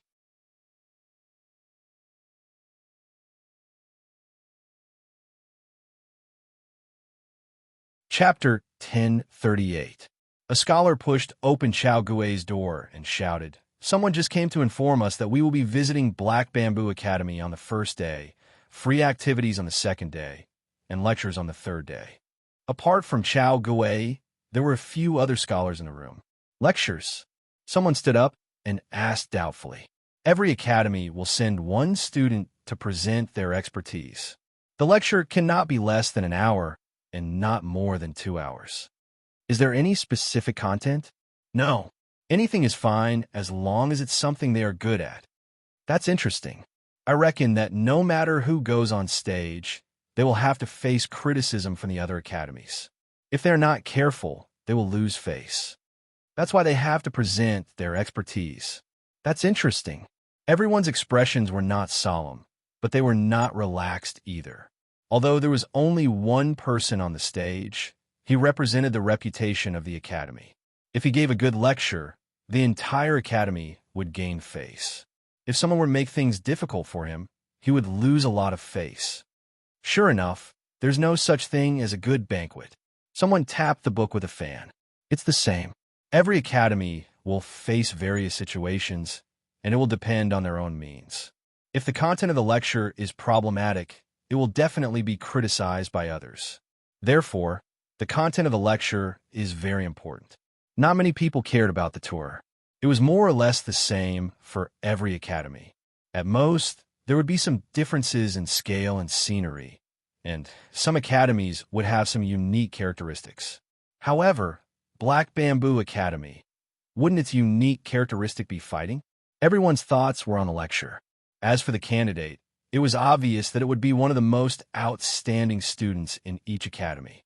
Brother Chao, what are you thinking about? You seem to be distracted. Someone patted Chao Gui's shoulder. From the beginning, he had not been paying attention to the content of the conversation. Thinking of the beauty. Someone laughed. Chao Gui nodded seriously. We should be able to ask for the name of that girl tomorrow, right? Everyone burst into laughter. Everyone knew which one he was talking about. The beauty of the girl in white was indeed captivating. The next morning, everyone from Shaojiang Academy, Salt Academy, Jiangling Academy, Drunken Scripture Hall Academy, and Jitai Academy met up and headed to Black Bamboo Academy. There were more than 20 academies with more than 400 people. The time was staggered, and the fourth batch set off 2 hours later than the first batch. It's actually next to the palace. After circling around and arriving at the front of the academy, some students could not help but click their tongues when they saw the palace not far away and the huge courtyard in front of them. The two of them were too close, separated only by a martial arts arena. This was unimaginable in the Yun Nation. The Empress doesn't have to worry about assassination. After all, the Empress was one of the top experts in the world. According to the latest ranking of experts, the Empress was ranked 3rd in the world. Naturally, she wouldn't be as sensitive as the other emperors. Furthermore, the name of number 1 in the world was no longer blank. It was Li Fu, an ordinary name that sounded like that of a mountain villager. Li Yuanzhu was still in 2nd place. Many people were looking forward to seeing Li Yuanzhu fight with Qi Zixiao. Although Li Yuanzhu had always been ahead of the Empress on the list, back then, when the Empress was still the 7th most powerful expert in the world, she had already killed the 5th most powerful expert in the world, Hua Sanlu. Later on, she killed the 4th most powerful expert in the world, Teng Yu. In recent years, other than the 2nd most powerful expert in the world, whose situation was unknown, almost all the others were killed by the Empress. No one dared to say that Li Yuanzhu would win if the two of them fought. Your Highness, Ren Baqian, who was wearing a maroon suit, was already waiting in front of the academy.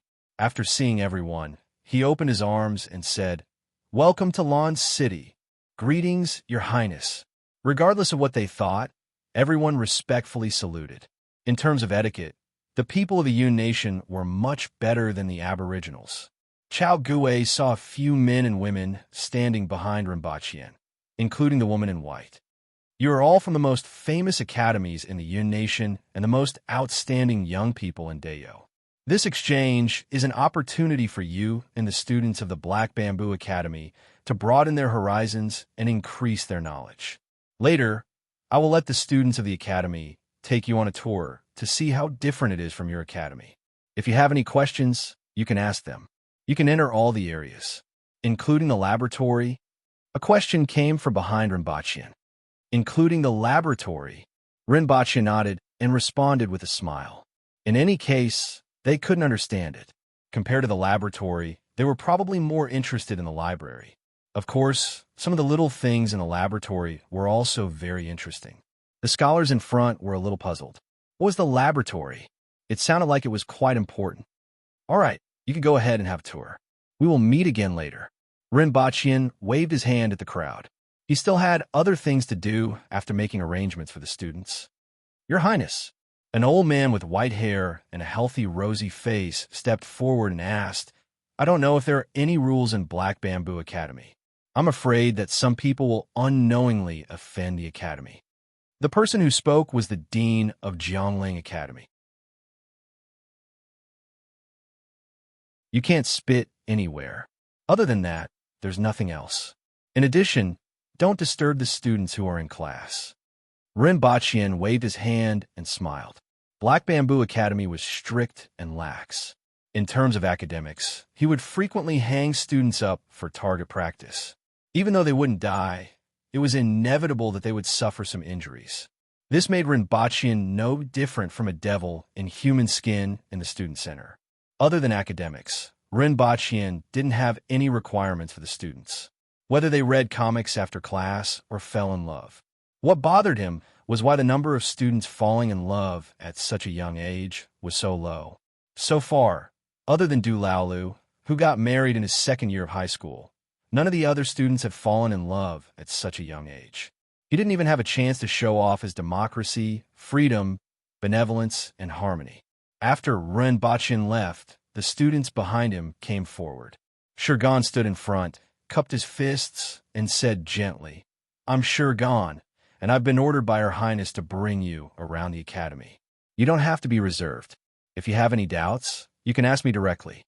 Although Shurgan had a fierce face, a big beard, and a shaved head like the other Aboriginals, he didn't look as ferocious as the others and seemed to be easy to talk to. "These are my classmates, Tong Lan, Shuryu, Cho Fong, and Tai Tianxua." Shurgan briefly introduced the rest of them. The 5 of them were enough for 5 different academies. After that, Shurgan made arrangements for them. Chao Gui was overjoyed to find out that the lady named Tong Lan, who was dressed in white, was the one accompanying Shaojiang Academy. "Thank you." Ning Chongqing smiled warmly at Tong Lan. "Okay, it's good that you know, so don't run around." Tong Lan looked indifferent and didn't give them any face, which made many students a little angry. They were invited by Zhao Prince Consort to come to Black Bamboo Academy for an exchange. The person who was talking to him was the dean of Shaojiang Academy, one of the 5 great academies. How could he have such an attitude? Ning Chongqing didn't mind at all. He laughed and said, "Of course not." He turned to look at the crowd and said, "You are all outstanding students of the academy. I brought you here to broaden your horizons and absorb the strengths of others. Observe more in a while, and ask questions if you don't understand. Don't get distracted. Dean, do you mean that since the other party's attitude isn't good, we should ask them everything we see and cause them some trouble? Many students immediately pondered and felt that they understood the meaning of the dean's words. Let's go. Tong Lan crossed her hands behind her back and led the way. This row is for offices. Yague's office is over there, so I won't take you there. The first row was an ordinary brick building, and Tong Lan simply walked past it. I'll take you to see the students who are in class. Your Highness and Lin Mengsheng are the only teachers in your academy? Chao Gui squeezed to the front of the line and asked. Chao Gui felt his heart burning even more when he smelled the fragrance left behind by Tong Lan. Yes, Tong Lan nodded slightly. How many students are there in Black Bamboo Academy? There are currently 7 academic departments and 24 classes. Each class has about 50 students, so there are more than 1,000 students in total, Tong Lan replied without turning her head. 24 classes, right? How do they teach? Chao Gui asked a question that many people wanted to ask. 2 teachers, 24 classes, and 1,200 students? You will know in a while. Tong Lan couldn't be bothered to answer this question. After walking past the first row of brick buildings, they saw classrooms from the second row onwards. There were 6 classrooms in each row, so there were a total of 6 rows around the small lake. The 3 rows on the west side of the lake were the junior high school classrooms, chemistry laboratories, infirmary, and a standalone library. The 3 rows on the east side of the lake were the high school classrooms, physics and chemistry laboratories, as well as the utility room. The university classrooms were a distance away. When they were near the first classroom, everyone heard a voice coming from it. An integral equation with 2 unknowns and the degree of the unknown term is called a quadratic binary equation. All quadratic binary equations can be transformed into. Upon hearing this voice, everyone became curious. They didn't know what was being taught as they had never heard of it before. Furthermore, since there were only 2 teachers in the academy, who was the one speaking inside? Tong Lan led everyone to the window. When everyone saw the situation in the classroom through the window, they immediately gasped. They saw a person with 2 heads and 6 hands standing in front of the stage. One of his heads was looking at the white screen in front of him, and his eyes emitted a strange glow that formed lines of words on the screen. The other head was facing the dozens of youth below. His 6 arms were holding a wooden stick, an iron ruler, a steel knife, a whip, and a slingshot. This strange scene caused everyone to be petrified in an instant. All of them widened their eyes and had no other reaction other than gasping. Set a small goal first, such as 1 second. Remember, bookseller's residence.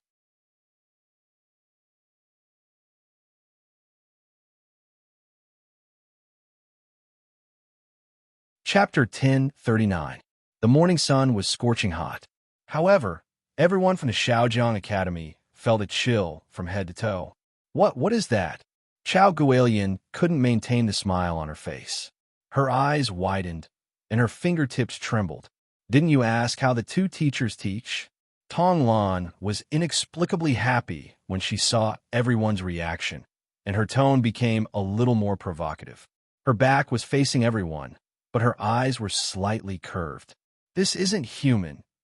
A student swallowed a mouthful of saliva, and like a chain reaction, everyone present swallowed a mouthful of saliva in unison. This was nonsense. Even a blind person could tell that it wasn't human. Of course not. Tong Lan's mood was even better. She couldn't suppress the smile on her face any longer.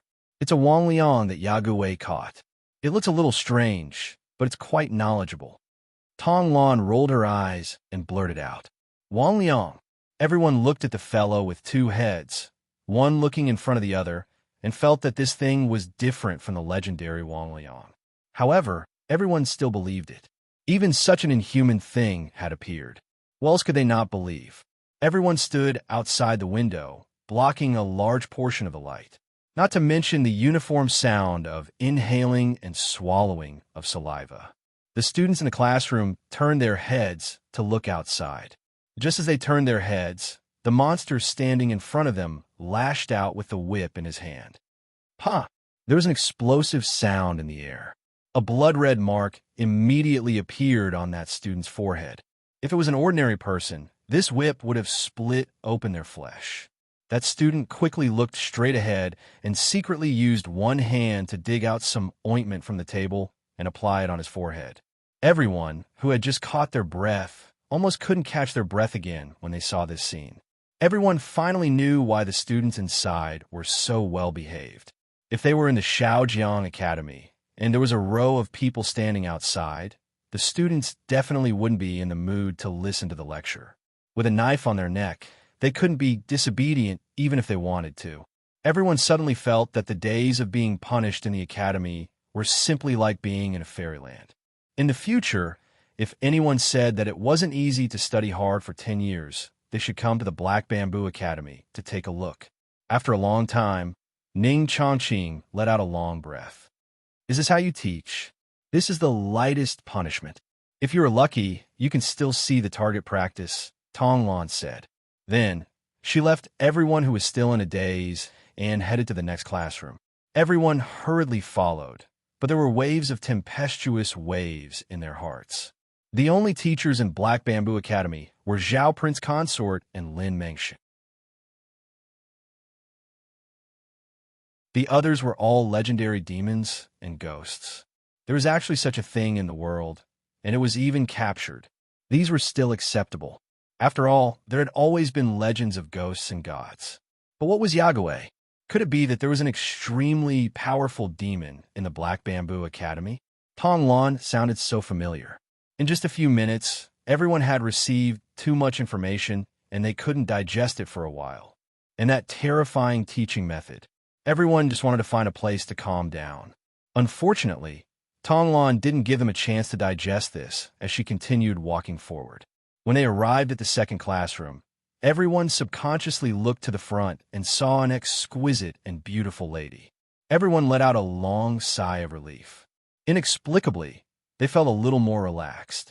However, halfway through this sigh of relief, the lady's eyeball suddenly shot out from her eye sockets. The eyeball, together with its flesh and blood, sprayed onto a student's head and exploded. Red, white, and black liquid splashed all over the student's head and face. Then, the lady took out an eyeball from nowhere and stuffed it back into her eye socket. She continued teaching as if nothing had happened. This scene caused everyone from Shaojiang Academy to have ashen expressions, and their entire bodies trembled without end. Is this also a demon? Ma Hualong asked while trembling. This is a demon.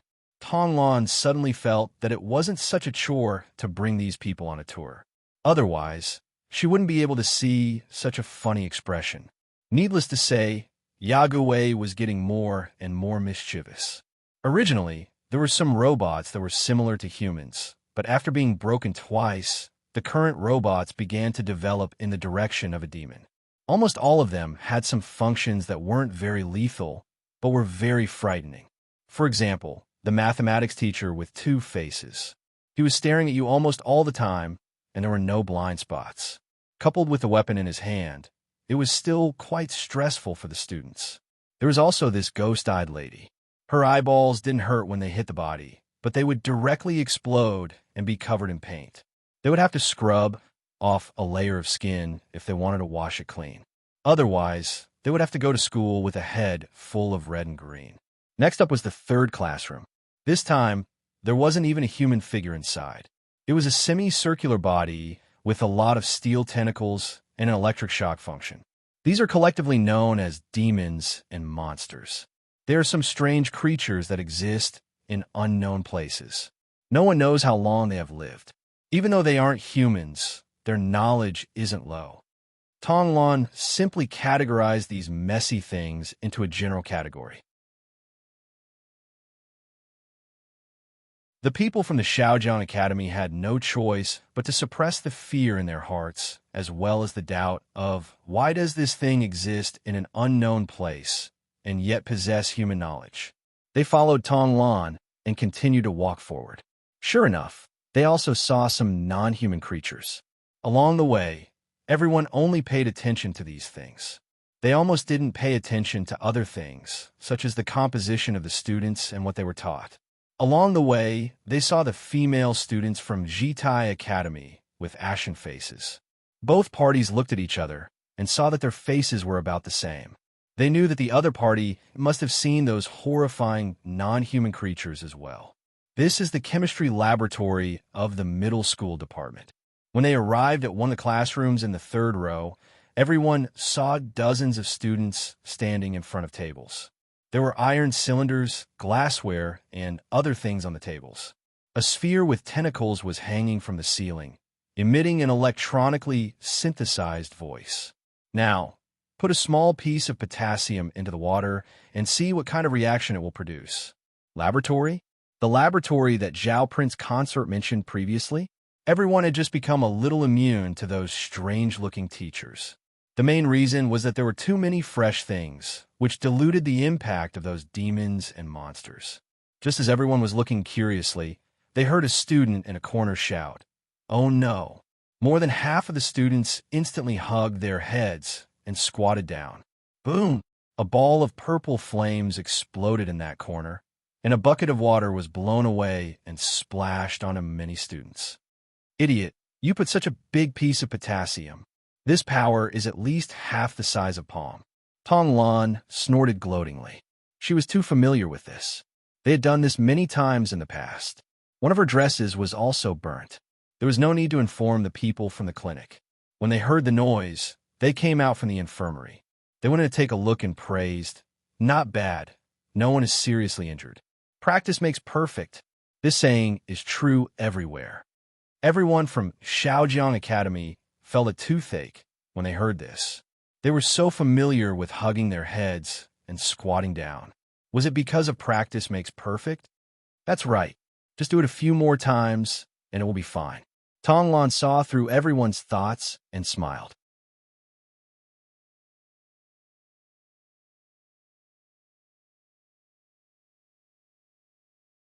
Chapter 1040. When they arrived at the library, everyone was finally able to calm down. The things they saw just now had a huge impact on them. No one expected the Black Bamboo Academy to have so many inhuman beings. And those students, they were so proficient that it made their hearts ache. Is this how you study? Chao Guwei didn't forget to strike up a conversation with Tong Lan even in this situation. He lamented in his heart that it wasn't easy for these aboriginal students. The girl in front of him looked like she was only 18 years old. She was currently a first-year undergraduate student, which meant that she had started studying at the age of 11. Tong Lan glanced at him, which was a rare occurrence. Chao Guwei felt his heart tremble when he saw Tong Lan's clear gaze.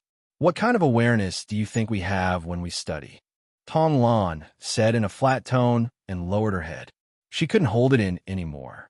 If she wasn't in front of these people, she would have laughed hysterically. Chao Guwei was in deep veneration for her. At the same time, he felt sorry for her when he saw her lowering her head.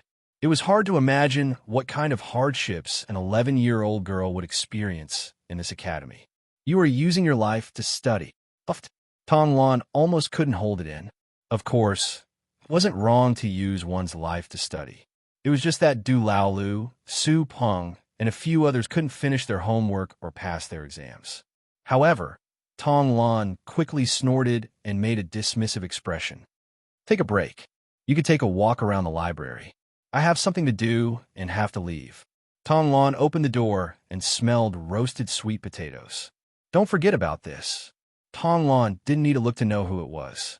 There was only one person in the academy who loved roasted sweet potatoes and dared to light a fire in the library. "Don't worry, it's fine." Li Fu was sitting cross-legged on the ground and didn't think much of the person who came. When he saw so many people, he specially came to the library. He didn't expect them to come as well. This is Chao Guwei, and the others were curious. This person wasn't an aboriginal. "Doorman," Tong Lan said faintly. "Feel free to look around. Don't damage it or take it away. I have something to do and have to leave." She left everyone behind and returned to the classroom in a flash. She smirked as she hammered the table. The expressions of those people just now were too interesting. After she left, many of the students of the academy bowed to Li Fu. Although he was a guard, he was an outsider. Being able to be a guard here meant that he was no ordinary person. If those students didn't even understand this, then they wouldn't be here. Many students were strolling around the library. Only Ning sat beside Li Fu and sighed. My old bones can't move anymore. Li Fu glanced at him and sighed. Young people nowadays. Ning heart skipped a beat. He turned to look at him and found that he was still fiddling with the sweet potatoes. He didn't know if he was talking about him or the students. How should I address you, sir? Ning probed. Don't be so genteel. It sounds awkward. Li Fu. Li Fu took out the sweet potato from the charcoal fire, and with a flick of his finger, a layer of black skin fell off. Then he stretched out his hand and slapped the air, extinguishing the pile of charcoal on the ground. Li Fu's habitual action caused Ning Chongqing's gaze to freeze. These two actions looked simple, but in fact they were anything but. The sweet potato was soft. With a flick of his finger, the skin fell off, but the inside was unharmed.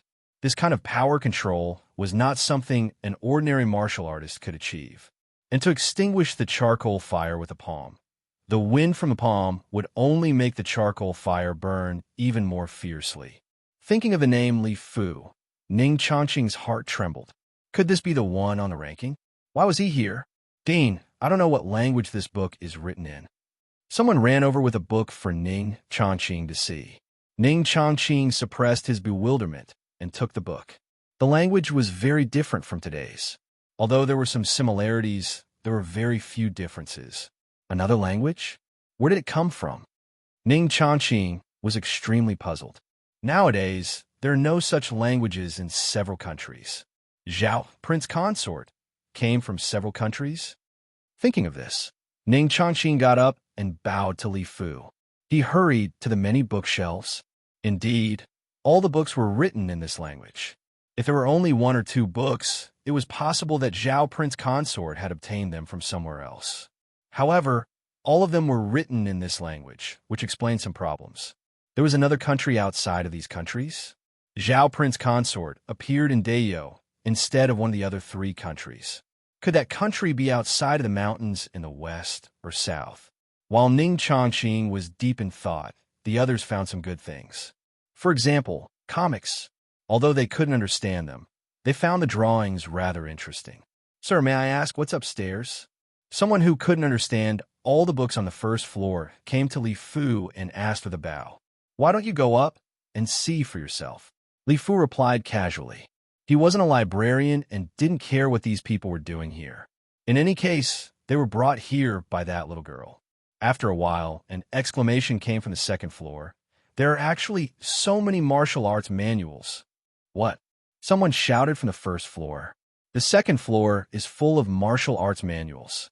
Upon hearing this, more than half of the students on the first floor disappeared and ran to the second floor. Although most of these students didn't have much strength, they were still quite curious about martial arts. It was a kind of curiosity that scholars had about the martial arts world. Following which, a burst of exclamations came from the second floor. There were hundreds of bookshelves on the second floor, and at least half of them were all kinds of martial arts manuals, sword techniques, all kinds of weapon moves, lightness techniques, and some secret scrolls with unique effects. Chao Gui and the other students simply couldn't take their eyes off them. We can read all the martial arts manuals here at will. Someone was speechless. If I study here, maybe I can become an expert, someone couldn't help but say. Very soon, someone poured cold water on him and said, You have to survive first. Thinking about what they saw just now, everyone suddenly shuddered. Chao Gui ignored the words of the others and looked for a cultivation method that he was interested in to carefully study it. Even if he couldn't memorize everything and couldn't practice, it would be good to learn by analogy. One had to know that the martial arts manuals here were 10 times more than those in the big sections. If he missed this opportunity, he was afraid that he wouldn't have such a good opportunity again. After staying inside for 15 minutes, they heard a commotion downstairs and saw that people from other academies had arrived. Tonglan also appeared at the right time and said, Go outside and rest for a while. I will show you the laboratory and other places later. Chao Guwei had no choice but to put the book back in its original place reluctantly. It was rare that he didn't pay attention to Tong Lan. Instead, he focused all his attention on recalling the secret scroll that he had just read. The other students didn't have any objections. After all, they had suffered too much today and suffered too many fright. Indeed, they should rest for a while. Baidu search 881 Chinese network yen. No advertising words.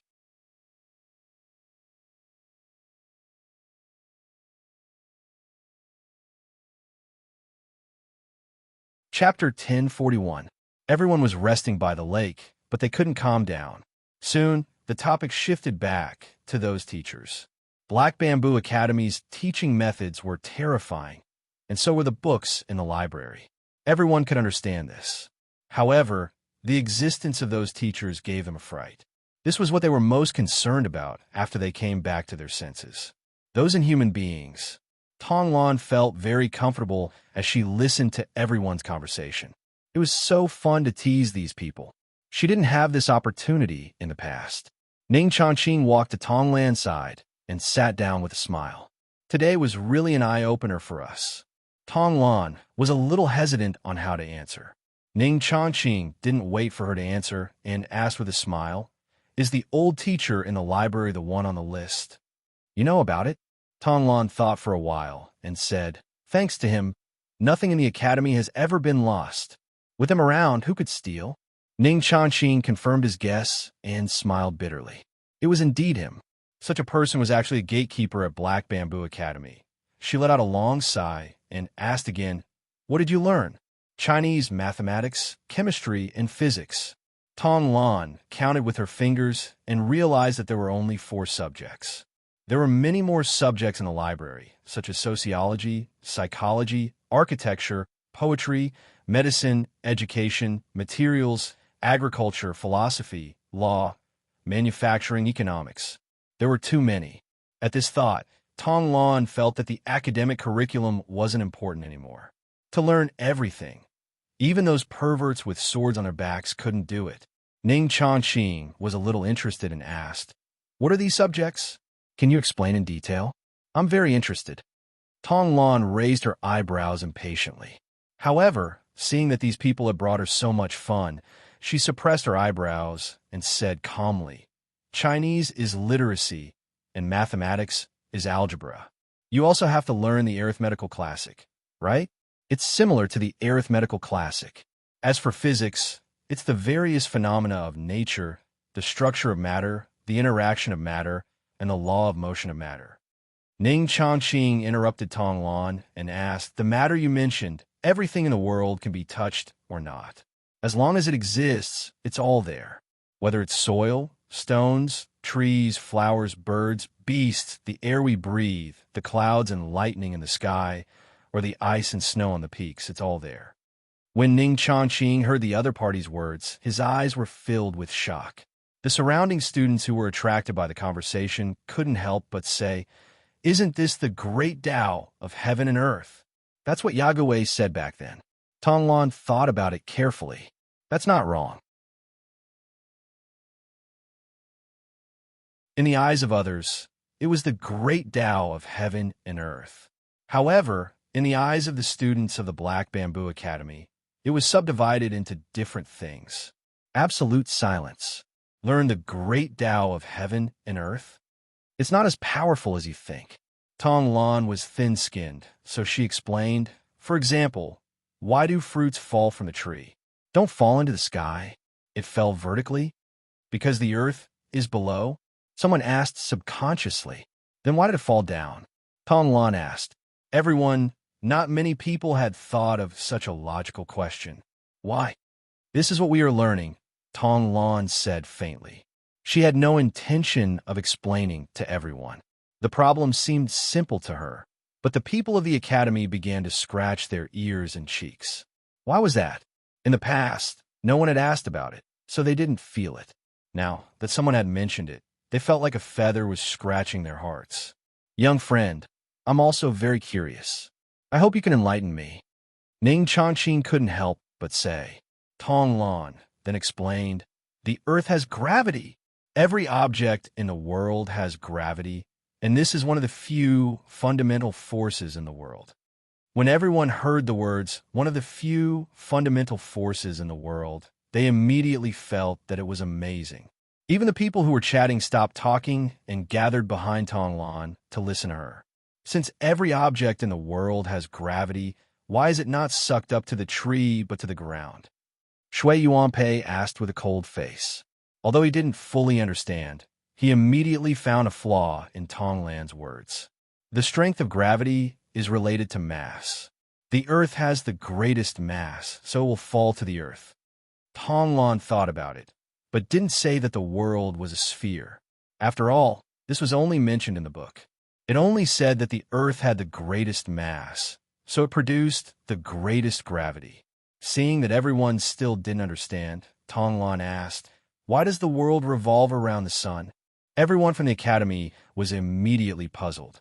Doesn't the sun rise in the east and set in the west? Tong Lan was instantly speechless. She suddenly realized that there were many things that couldn't be explained to these people.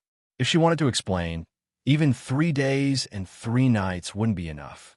In the end, she gave up with a headache and said, if you have studied physics, you will know. It is too troublesome for me to explain this to you.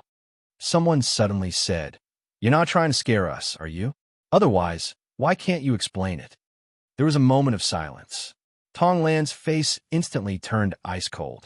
She flashed into the air, looked for the person who spoke just now, and wanted to step on him. I explained it to you with good intentions, but you actually doubt me? Miss Tong, please calm down. I didn't mean it. Chao Gui managed to keep up with Tong Lan's speed. He cupped his fists in front of Tong Lan and smiled bitterly.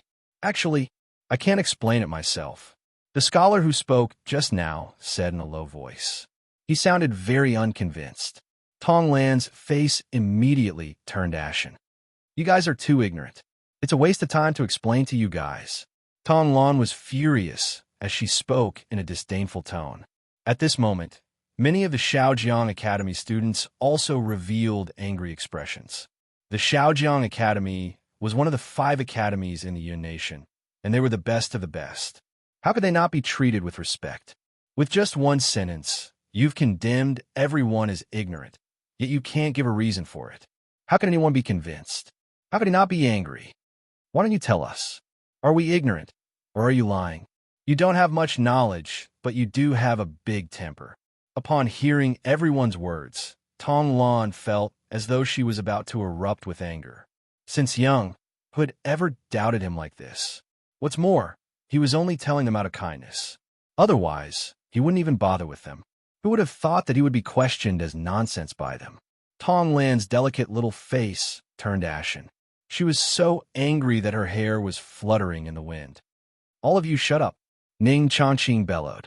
Then he cupped his fists at Tong Lan and said, young friend, I'm already so old, and I'm only half a step away from entering the coffin. However, these students are all young and impetuous. If they have offended you, please don't take it to heart. Then his tone changed.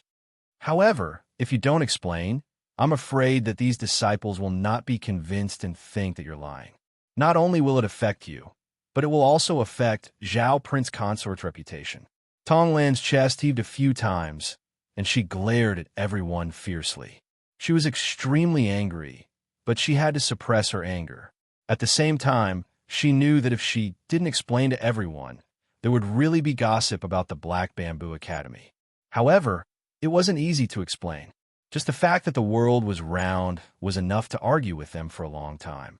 After thinking for a while, she said in a gloomy tone, have you seen a ship go out to sea and return? If you haven't seen it before, then it's useless for me to explain it to you. I've seen it before, someone immediately said. Half of the 20 people in the Yun Nation had seen it before. What's the last thing a ship sees when it goes out to sea? What's the first thing a ship sees when it returns? The mast. Many students thought for a while and replied immediately. That's right. Tong Lan raised her head and looked at everyone with a condescending expression. Why are the red and yellow moons sometimes round and sometimes curved? Have you noticed it? Does this have anything to do with what you said just now? Although everyone didn't know the reason, they immediately objected. Of course, Tong Lan replied arrogantly. You all know about the dim moon, right? The dim moon was a scene where two parts of the moon overlapped and intersected. It usually happened once every 10 years or so. During the dim moon, the two moons overlapped, and the moon was also missing a corner. Due to the time period, the process was very clear. When compared to the usual moon, it was very obvious. When Ning Chongqing heard Tong Lan mention the dim moon, he suddenly remembered an interesting story he had heard before. He raised his head and stared at Tong Lan. Do you mean that the world is round? Baidu search 881 Chinese network yen. No advertising words that you're tuning in to the Romance Rendezvous YouTube channel. We're so grateful for your support, and don't forget to subscribe to join us on this incredible journey through captivating stories. Your generosity through donations truly makes a world of difference, as it's the primary source of revenue that allows me to expand and enhance this channel for you. Thank you from the bottom of my heart for being a part of this adventure.